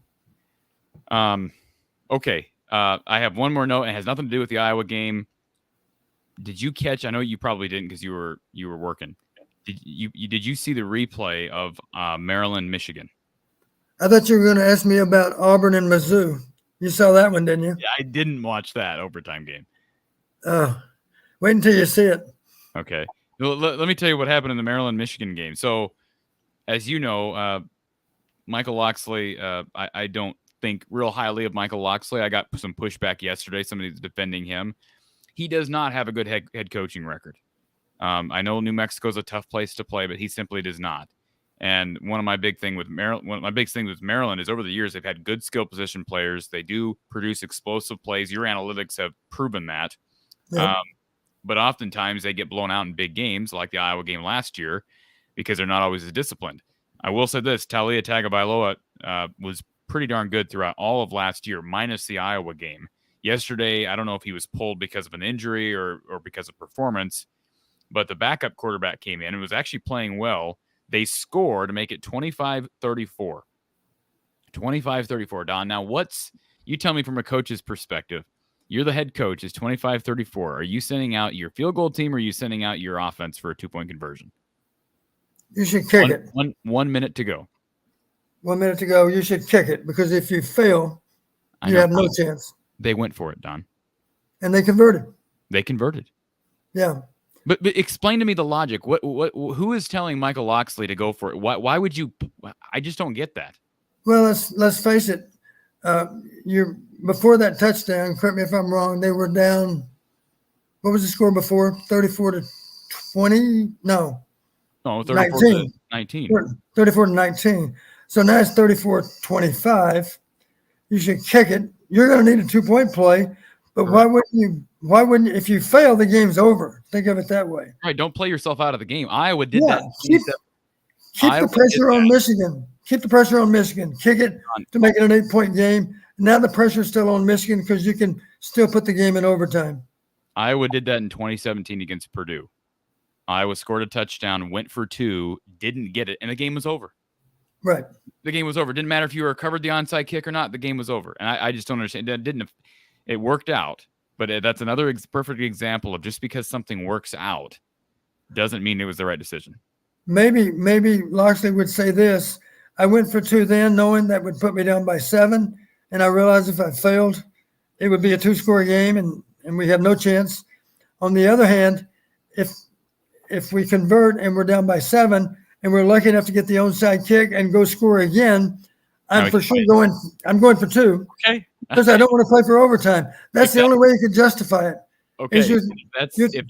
If that's what he planned to do, I'd love to ask him that question. If that's what he's planning to do, then so be it. Well, they were playing in the big house, right? Yeah, they were. And I don't know who had momentum at that point. I assumed that Michigan had Maryland had a fair amount of momentum because the game was still in doubt when they scored that touchdown. Right? It's 34-25. It was going to be a 1-score game, whether they went from, well, let's face it, if they went for 2, it might not be a 1-score game. If they kicked it, it would be a 1-score game. Right, exactly. Yeah, so you should kick it. I agree. We're actually in agreement. Yeah, I just thought that was hilarious because, to me, that's such a simple concept to understand. Yeah. And now, you should kick it unless you've already made up your mind. If we're lucky enough to score again, I'm not playing for overtime. I'm going to try another 2-point play to win. Imagine how you'd feel, though, if you failed on that.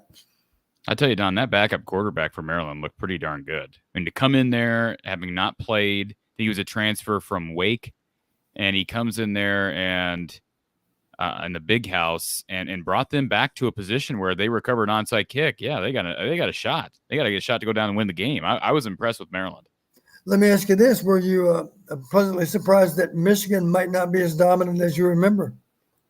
Defensively, I think there's some, especially in that last drive, there's some things in the passing game I think Iowa can take advantage of. There's no question about it. But again, I didn't see that game from start to finish. I was fixated on the Iowa State-Baylor game. And that was an entertaining. It was a great 11 a.m. Time slot, Don. There were a lot of great games going. Yeah. But, yeah, I do think if Iowa, there's ways that Iowa can take advantage of that Michigan secondary, but you got to scheme for it, right? You can't just go in there and bang your head against the wall. Don't guess. It needs to be based on. It needs to be based on a lot of tape study. And believe me, nowadays with electronics, what they are, you can come up with a different.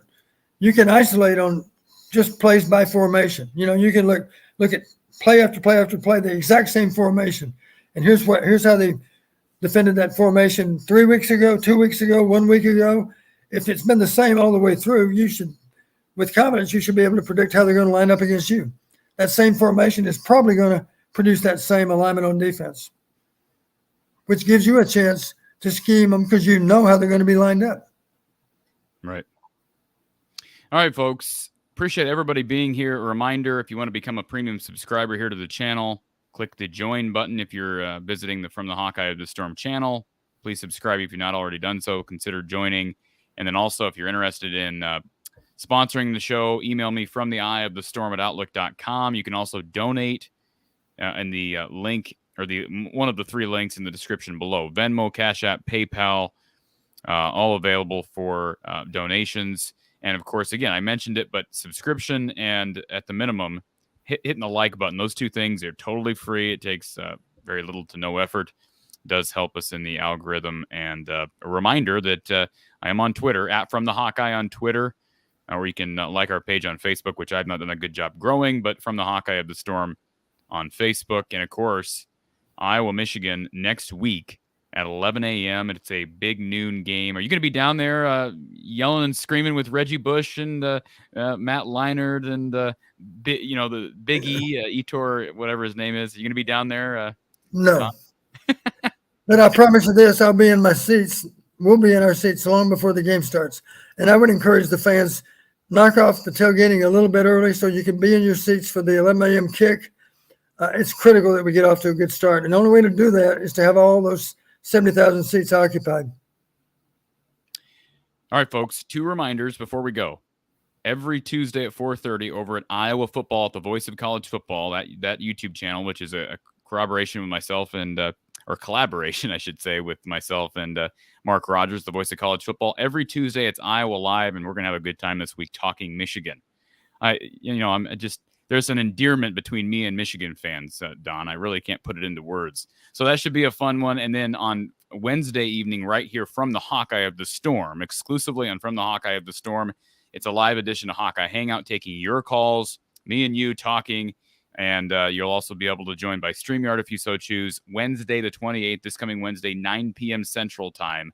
We have a great time each and every week. And again, Michigan, Iowa, Saturday, followed by Iowa Postgame with Coach Don Patterson. Coach, appreciate you taking the time this evening, and we'll look forward to what should be a very entertaining game. Weather looks good so far, knock on wood, and Iowa a chance to turn some heads this weekend. Always a pleasure, Corey.